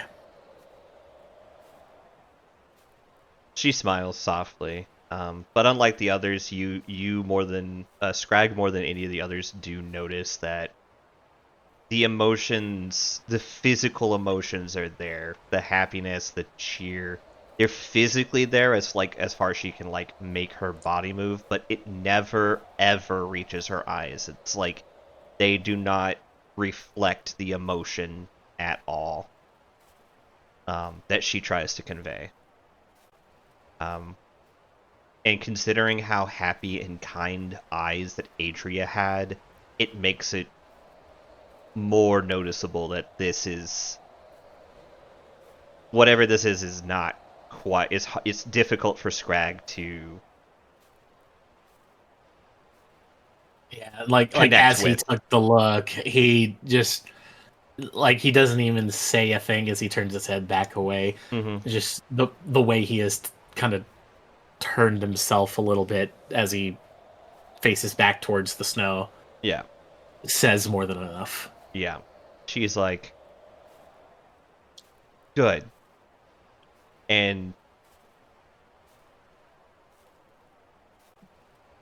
I don't know if I trust myself either. She holds out a hand, and you notice it trembling slightly.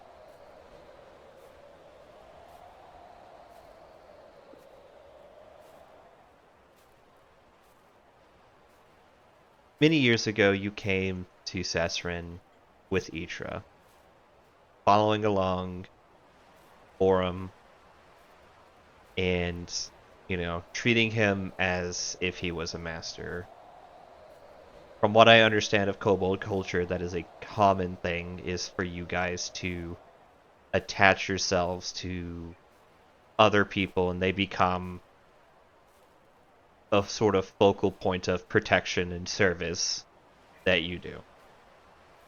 And the old me was your master's master.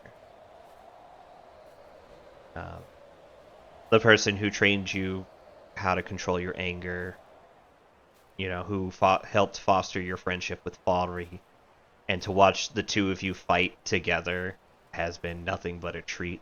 And to continue to see you guys fight together has been nothing but a treat. But I'm worried there is an ulterior motive in my creation. And that if something happens, that Naz might falter in handling me.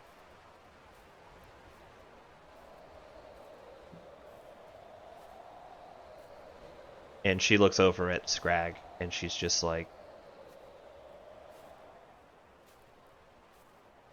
I'm going to show you something that makes me think that I'm a monster.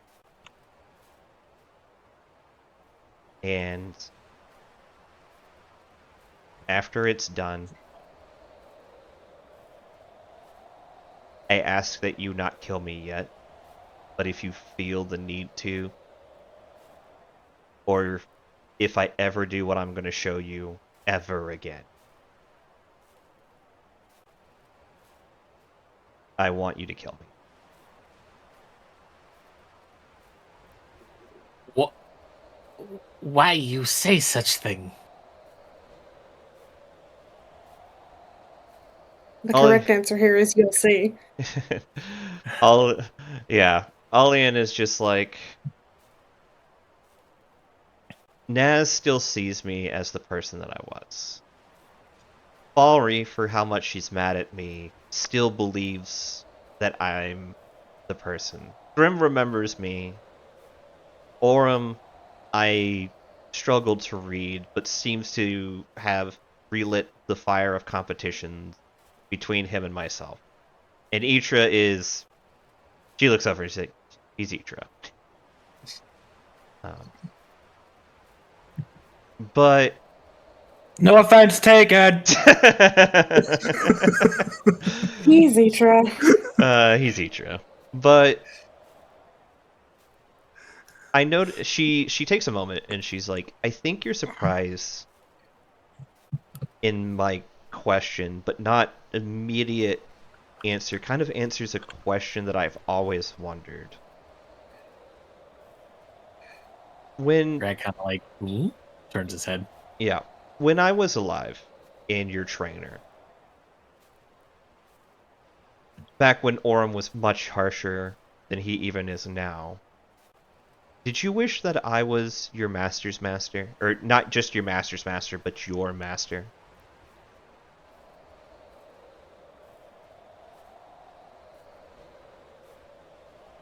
And lets out just a heavy sigh, kind of stares down at the snow. And he says, more than I could have ever imagined. I have felt no true feeling of close family, close connection, even with current master. Never felt that true connection since you. She smiled, and she leans against him. She doesn't put her full weight on him, just kind of like more of a, less of a mentor and more of a friend, physically being close to you in the same space. She leans against you, and she's just like, I appreciate that. As much as he doesn't look it, I can tell you that Orem cares, and it even seems like he's become more caring over time. But I understand, especially in those early days. I think that you're a bit unique amongst kobold kind. There was a term that I heard, something like masterless kobolds. They struggle often to feel brought in, but never really have master of their own. But I think you still found family here. An older brother who's a little too rough around the edges in Orem.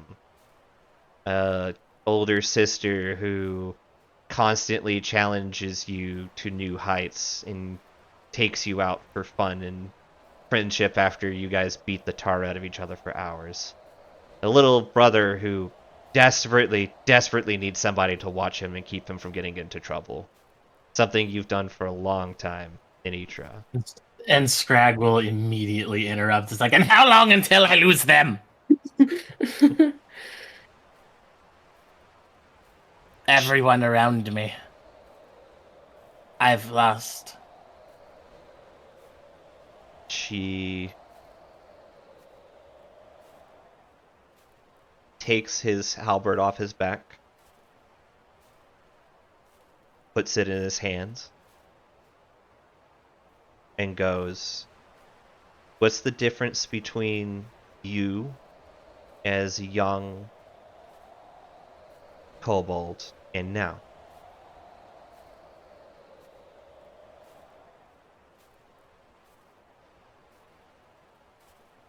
He looks down at the halberd. It has to take him a moment, but eventually he says,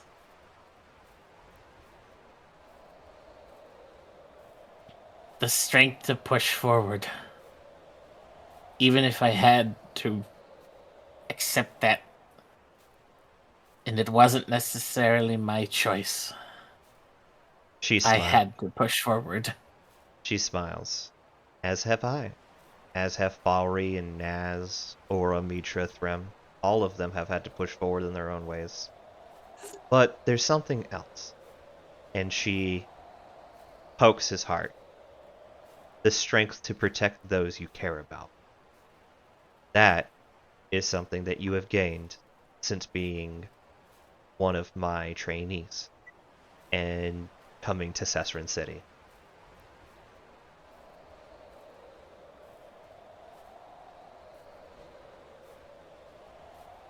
If you want to keep them from going away, take your halberd in both hands and ensure anyone who threatens them does not wake up to threaten them again. its claws tighten around it. And as he does so, he's gripping so tightly it starts to shake. And that's when it'll start to get a little bit more kind of tremor in his voice. It's like, but what if it goes too far? This rage. Everyone has seen it. Everyone knows what it's capable of. Well, what if there comes a day I can no longer stop it? Then we find a new source for your rage. I believe I sent you the letter, and I'm attempting to reach out to him as I make my way, but he is an untrusting sort. Hold on, I'm digging out the name. I had to go find the letters. I wasn't expecting to go to him today. Why do I have letter? Oh, that's what that's from.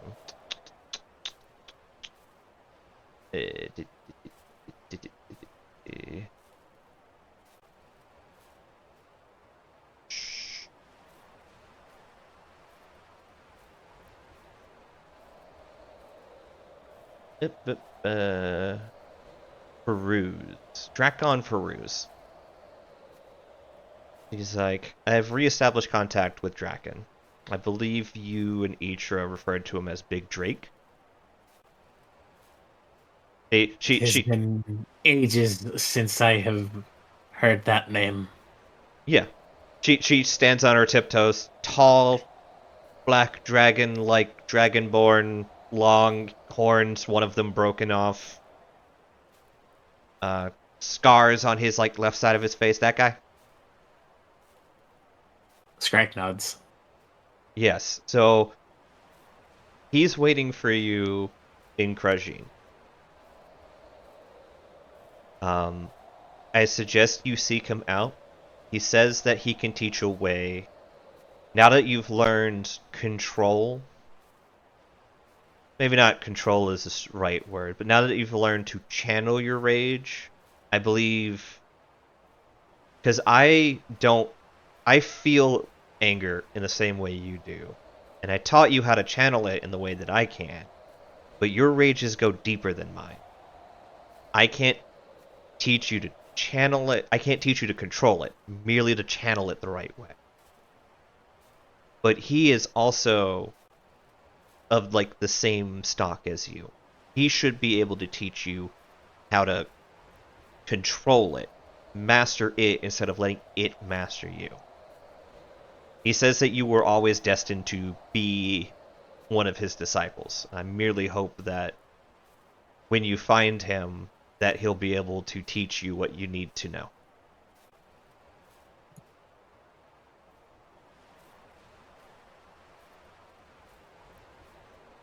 No. I don't want to feel like this for too much longer. Then seek him out. You're on your way to Krajin now. Just ask Naz or Falry or Threm or Orim if maybe that you guys can stop and seek him out. I'll try my best to find his location and send it ahead so that you don't have to go looking blindly for him. The country's not exactly small. And Scraggle nod.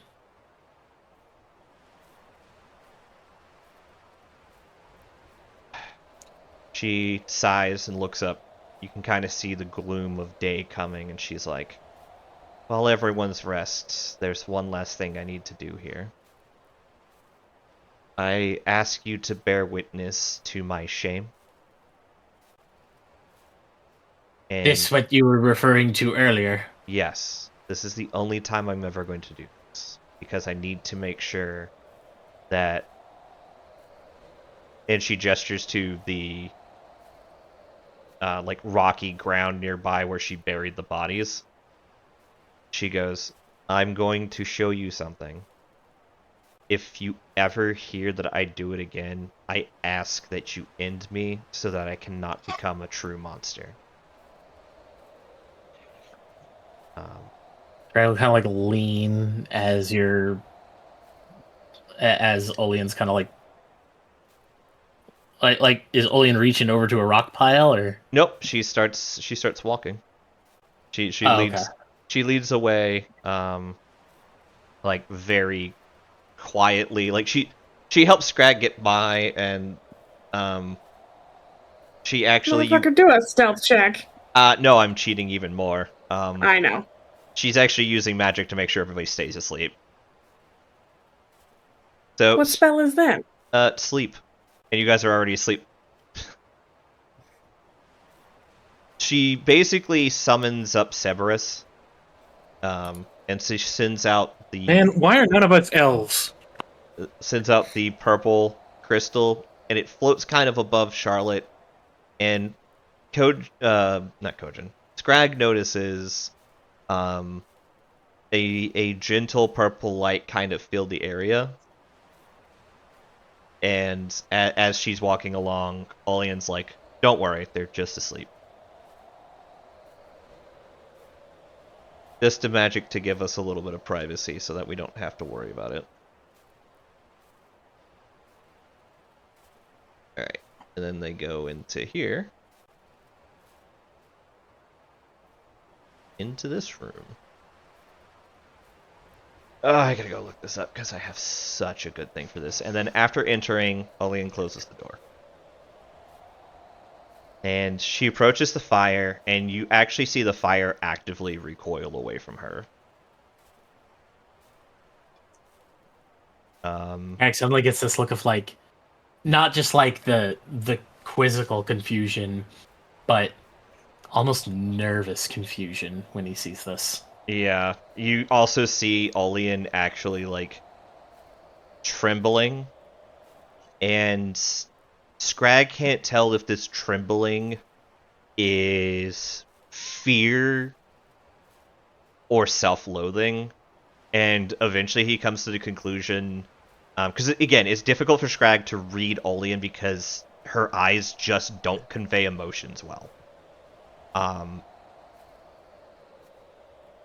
But eventually Scrag is able to put together the conclusion that Olean feels both. She is full of self-loathing about what she's about to do, and full of fear and disgust that she feels she has to do this.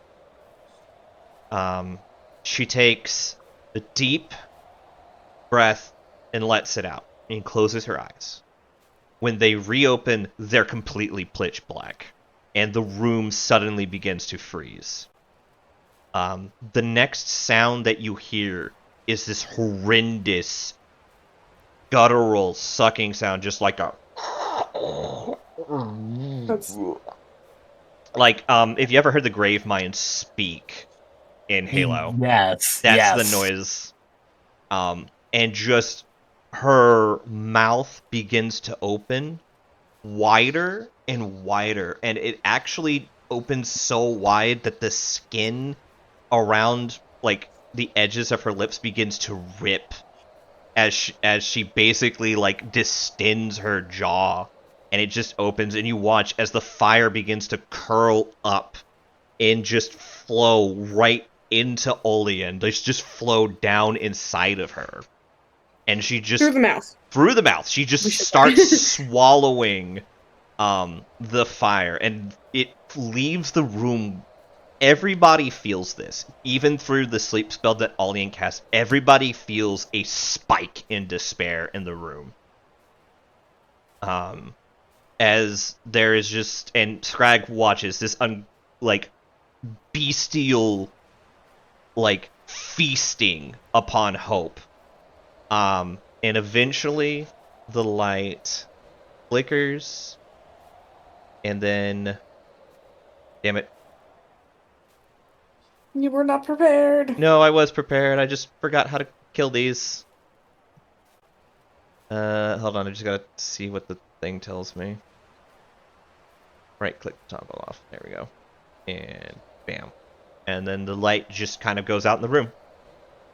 And then after the last of the flame disappears into Olean, she collapses to her knees, and then, like, her mouth seals back shut. Like, there's not even a scar left behind from it. She collapses to her knees and then collapses to her hands, and she lets forth the most gut-wrenching vomiting, even worse than the sound that Scrag heard earlier, and you just see black ichor hit the floor. And, he is, like, backing up, not to the door, but he is, like, next to the wall, just, like, to my knowledge, I don't think I have ever expressed any form of fear that Scrag has ever felt. He is on the borderline of it now. yeah. As Olean looks up at Scrag, and their eyes meet, Scrag learns that Olean, if she is full of enough despair to cry, cries tears of black blood. And she looks at, while before Scrag felt it that this puppet was not Adria, it's a little harder, especially because she never seemed to have the emotions before to fit her properly. This definitely is a moment where when he sees her and just sees how utterly disgusted she is with herself, to the point that it's actually making her cry when she physically cannot. It's... Scrag can make his own decision, but it's difficult for him to see this and not feel like she can't feel some kind of emotion somewhere, even if it's just difficult for her to convey. And then, after she takes a moment, she sits down and kind of curls in on herself, pulling her knees close and wrapping her hands around them. And she quietly begs Scrag. She's just like, please don't tell the others that I can do this. I hate myself. I hate that I can do this. I hate that I felt I had to do this here. If I didn't take this fire, these things would keep getting up and coming after this town until they stole it for themselves, and I couldn't let them take it.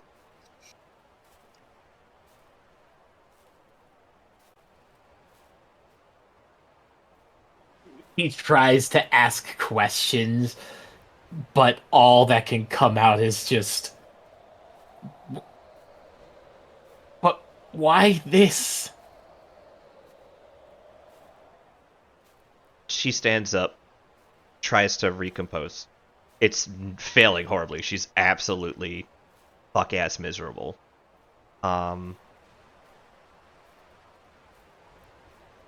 she composes, the why this of fear starts...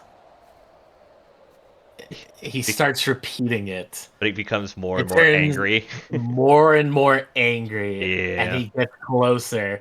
Why this? Why this?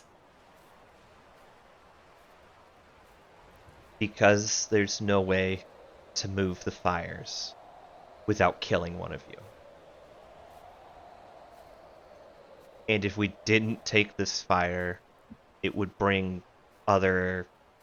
She looks confused for a moment and then just blurts out Ash Wraiths, or whatever the hell those things were, here, seeking the fire and putting the halflings at risk.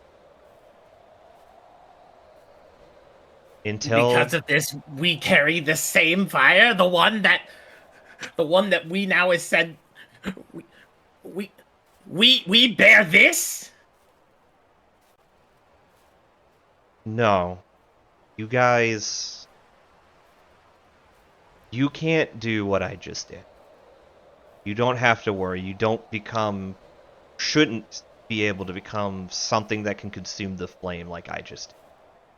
Not normally. She points to... I believe you told me that that Scrag's burnout is started around his shoulders, right? Yes. She points to his shoulders and she goes, the typical branded will burn out their flame and it'll spread across their body until it finally consumes their heart. Like a campfire burning its last log. She points to her heart. Mine isn't like that anymore. I don't know how it works based off of what I've read in Cassidy's notes that Naz showed me. It's more like... You know how the clock tower in Cesrin City runs off gears and it makes the clock turn? And those gears run off the water wheel located at the base of the city. It's basically like that fire is a constant motion within me already. Is how the flame lives within me now. Then you even more consumed? You hurt more? She nods quietly all the time. But I can ignore it because I have a lot of practice ignoring. She holds her flame out to the brazier, and she produces a small amount of the flame. And she's like, and I can return the flame too, which I don't think the Wraiths can. So, I promise you this. Should I ever do this again, I will completely surrender to your mercy. And if I consume such flame, I hope that, while I know you will find it difficult, that you can put me down before I become the true monster.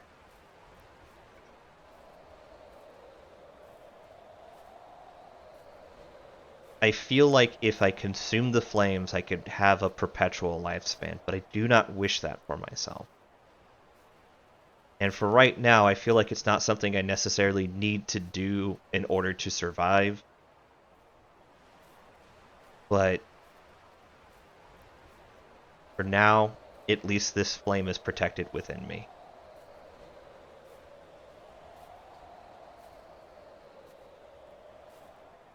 All branded can draw the fire to themselves, Scrag. If we wanted, we could have tried to have you bring this flame within yourself. However, you guys only ever get partially touched by the flames of hope. Brought in a small piece of a goddess's sacred fire within yourself in order to help give you strength and power when you need it and come back from death when it affects you most. But you can ask Naz what happens when one person tries to take on a whole flame on her own. And I'll let you have her tell you that tale. Because I don't think I could do that much agony justice. And she still never took a whole flame within herself. Had you tried to do this, I worry it would have consumed you utterly and still left the flame here. Greg's gonna pause for a moment. And he's going to ask, does this have anything to do with what I heard earlier? Something about a shadow. That was a slight misunderstanding, but yes, but not where you think. The shadow is what we used to refer to Naz as back when I was alive in Queen. You might have noticed back when we worked as a team, most often I would lead you guys and it would just be you, Falry, Aurum, Itra, and Thrym. And Naz wasn't typically there. It's because Naz often went and did either missions on her own or missions with just me, acting with a bit more darker intent than most branded would do. Happened to hear that comment earlier. Wasn't sure if it related to this. No, gods no. No, that was just me and Naz being old friends and making fun of each other. That was all. The abomination comment was also just me and Naz making fun of each other.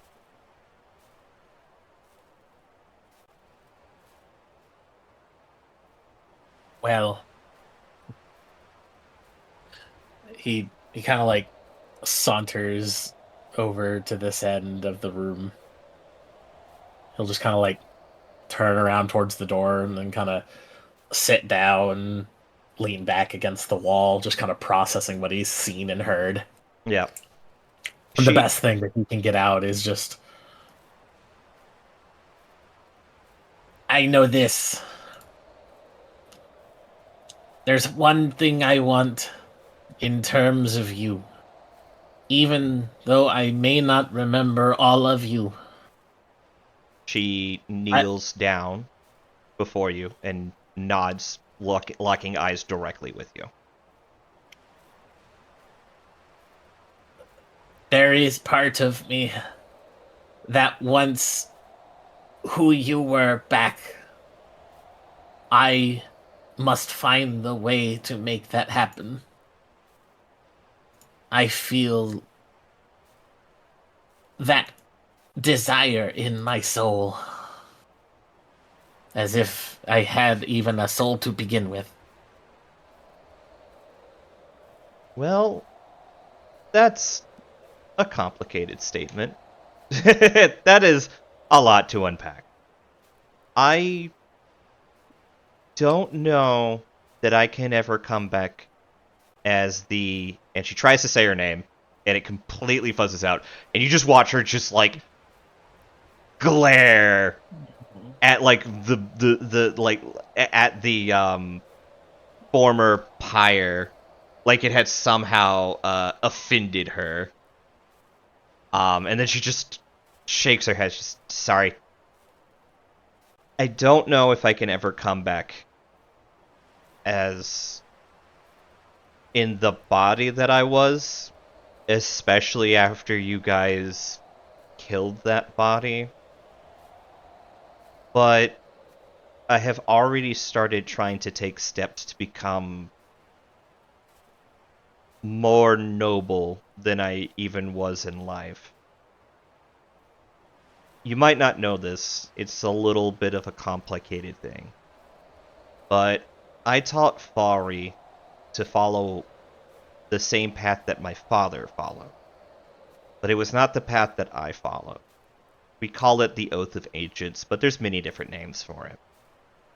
Since coming back, I have reevaluated everything that I had done, everything that I had strived for, and I realized that I had found in myself something lacking.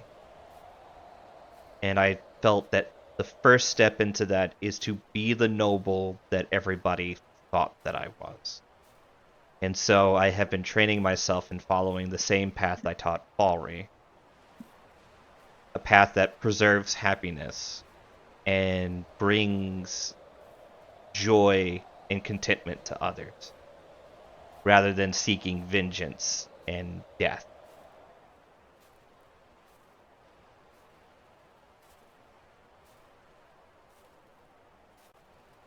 So, I don't know if I can be that person again, Scrag. She stands up and holds her hand out to him, and she goes, but maybe we can help me find out how to become that person that I used to be.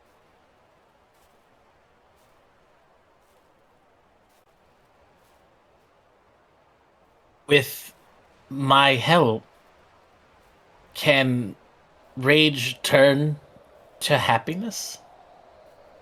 Oh my god, that's a question.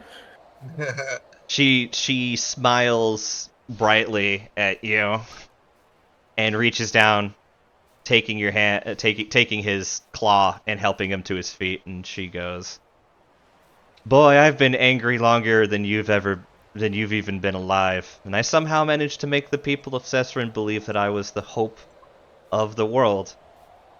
All it takes is that in those moments of clarity to show everyone that there's good in the world, and happiness to give.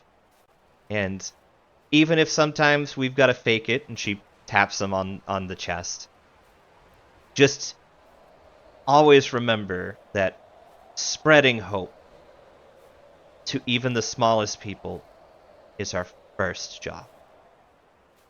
Fighting monsters has always been sick. I've done it.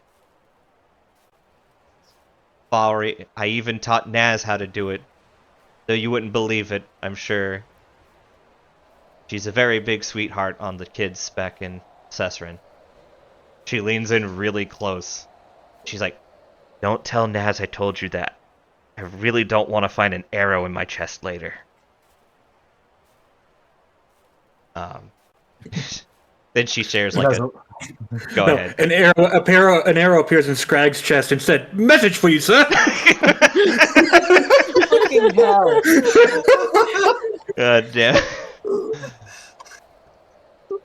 You were about to say something, Kojin? No. He'll just kind of do like a little puff out from his nose, just like he like kind of chuckles at that. Yeah. Oh no. But yeah, it's all about your rage is a part of you, but you do not need to let it define you. Ponder on that in your travels and see where it takes you. Let's go back. It's time to wake the others. And He Scrag, nods. thank you for bearing witness to this for me. I hope it gave closure that you needed. I don't think anything of this could give me closure, but I do appreciate it. She waves her hand, and her face begins to look clean, and the vomit that's on the floor disappears. Prestidigitation. Prestidigitation! Does so many things. Yep, and then the two of them will head out the door, and I think that's where we'll go ahead and call this session, because I'm sure there's some people who are going to try to figure out what the hell happened to that fire tomorrow morning. But, yeah. Very RP heavy, but I hope you guys enjoyed. Hell yeah. Enjoyable. Yep.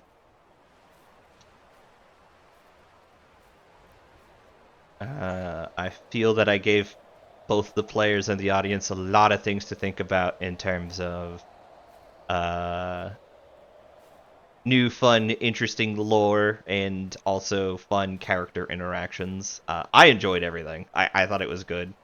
I do wish I could have done more with some characters, but I know that a lot of the plot is coming a little forward, and that's some of the characters are just more like, or some of the players are just more here for the ride and enjoying themselves, and also first-time streamers. Also, I want to give a shout-out to Kojin, who was so nervous about what he was going to do today, knowing that this was coming, and I think he did an excellent job. Fucking... I already messaged him to tell him he fucking killed it. I was speechless for most of that. Oh, I hadn't even checked my oh shit. You were so dude, invested, you fucking man. killed it. You did a great job. Absolutely unbelievable. And then my follow-up shout out to Kenda for deciding to make me feel miserable about killing off her mom. Yay. that was good. That was sweet. And you did an excellent job. My props go to the dice for actually letting us have the conversation between Naz and Olean, because if none of you rolled above a 10, that conversation was going to get skipped. Yeah, it was basically going to be like, all right, Naz and Olean hang out. Okay, cool. Who's next on the list? For those who don't know, there's a few things going on with Naz that we're keeping a secret until they are revealed, and then when they are revealed, we will have like a slight... I don't know, we might do like a separate thing where Lynn and I have like a recording that's just like, here, we're going to go over all the things that Naz has been up to that we said we weren't going to show you until this thing happened. Yeah, we're basically going to Tarantino it. Yeah, basically. I'll happily like go through and make a recording explaining everything for everyone. Yeah, we'll do several conversations. We'll explain everything, and then we'll have it posted for everybody to watch. It's actually really good. There's a lot of I have something for every character going on at some point. Some are a little more far-flung, some are a little bit trickier. For instance, I would say like Thrym is the trickiest character I have to write story for because Octave has basically made a character who is basically like already gone on his adventure in his life and is now on like adventure number 2. Lucia, you should watch Farron then. I did. I've been getting a lot of Yeah. of help with how I'm planning on doing his story later. That's exactly what you need to be doing, because that's exactly where he's at. Yeah. He's very similar to Farron, actually. Yeah. Idris is easy.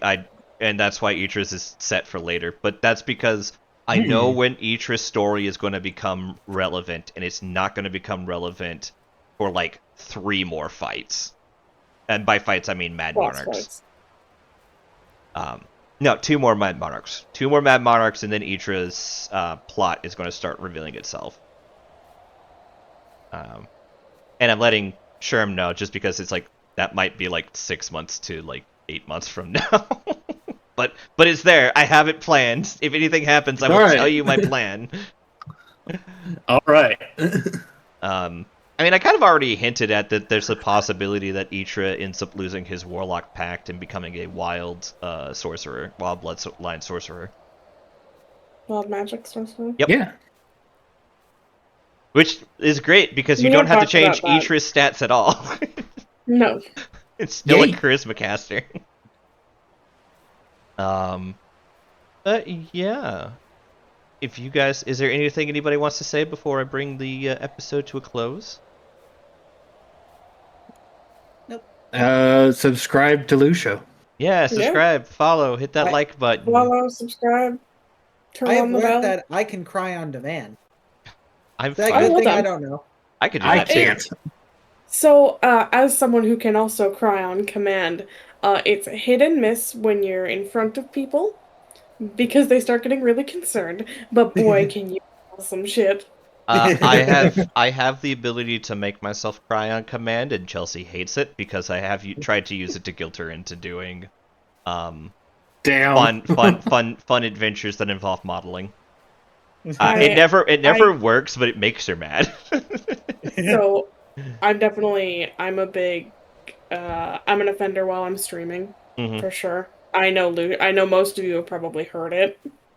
Not usually during raid, but when I'm doing solo stuff, I'll like pretend to sob, and then you can hear the actual tears start to appear, and it's just me playing it up. Yeah, that's like I never actually feel anything.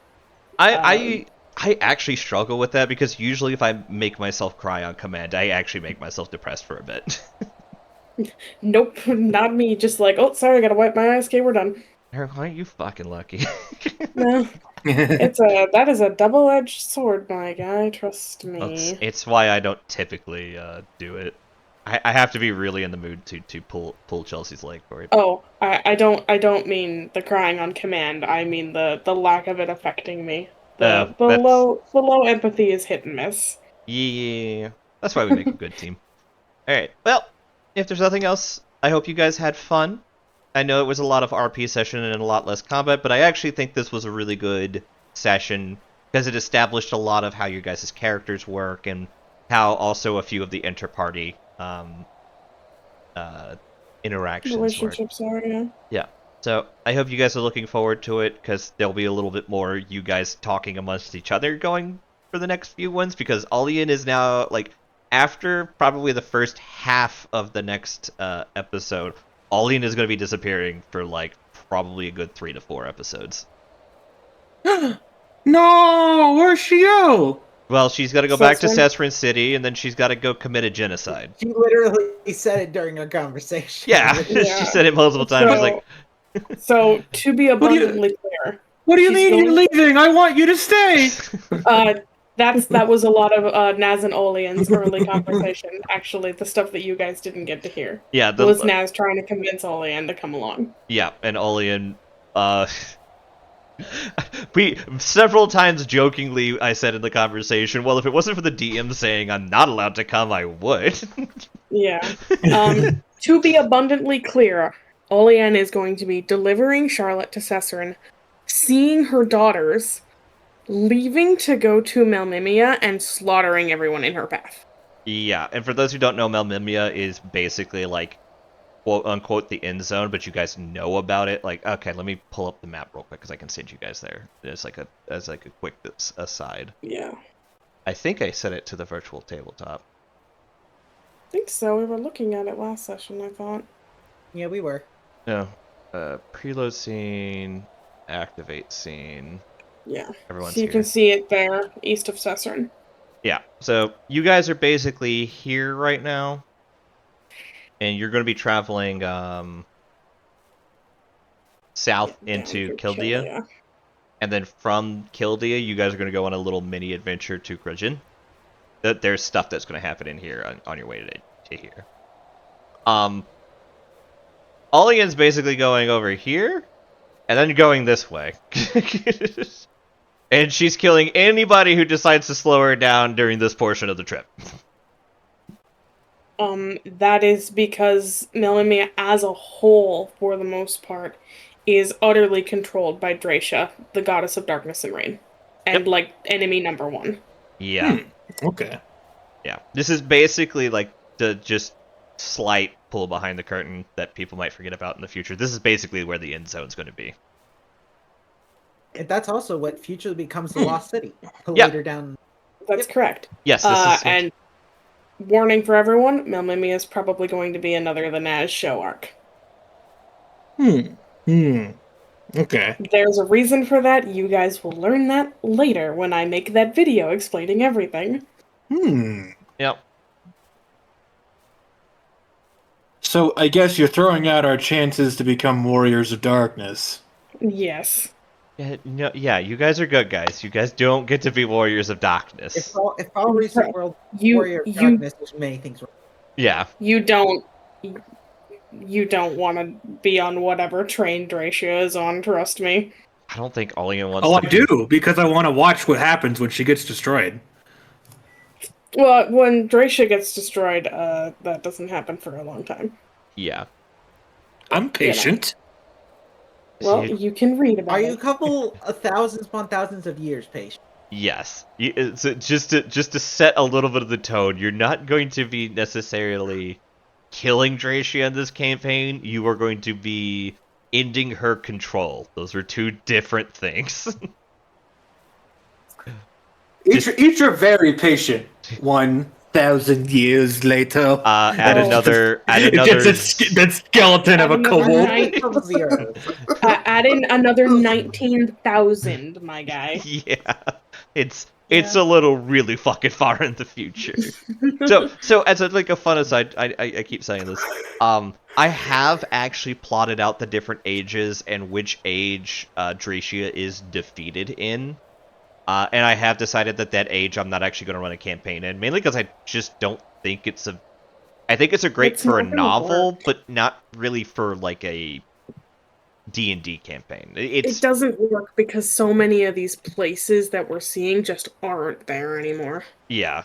It becomes a very, very dark, dreary campaign.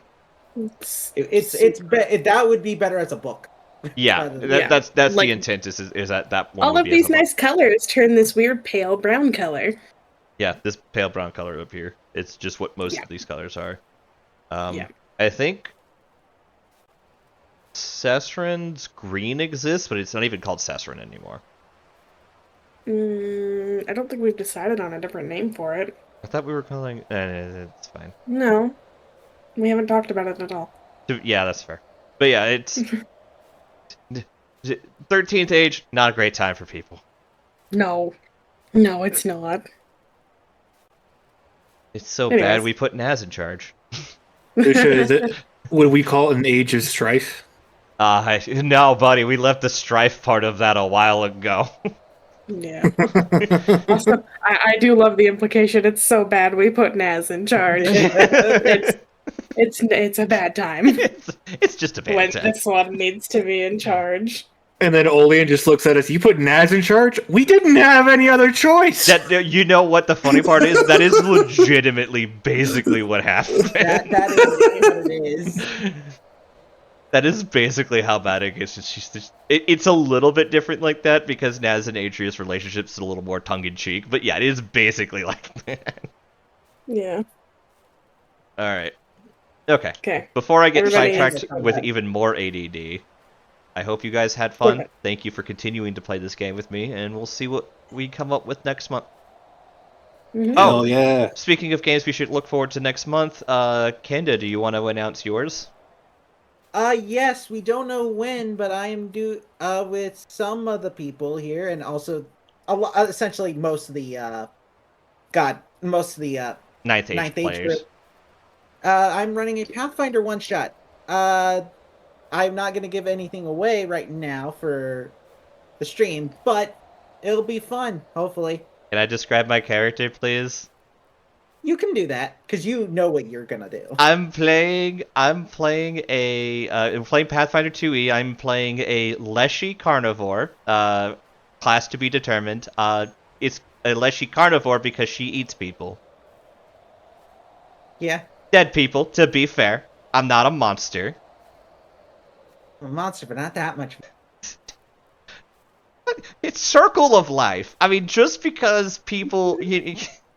What was the joke? Listen, it's not my fault you guys left this random dead body here. That was the mayor! He was Alright, dead! Sorry. Yeah, we I'm gotta calling end at it. some point. Yeah. Alright. It's now. It's now. We're gonna call it. So, thank you guys for coming. Look forward to next month. There'll be a couple games to see. And I'll catch you guys later. Time for the end screen. Happy holidays. Happy New Year. Yeah, Yeah. before you leave Octave, because I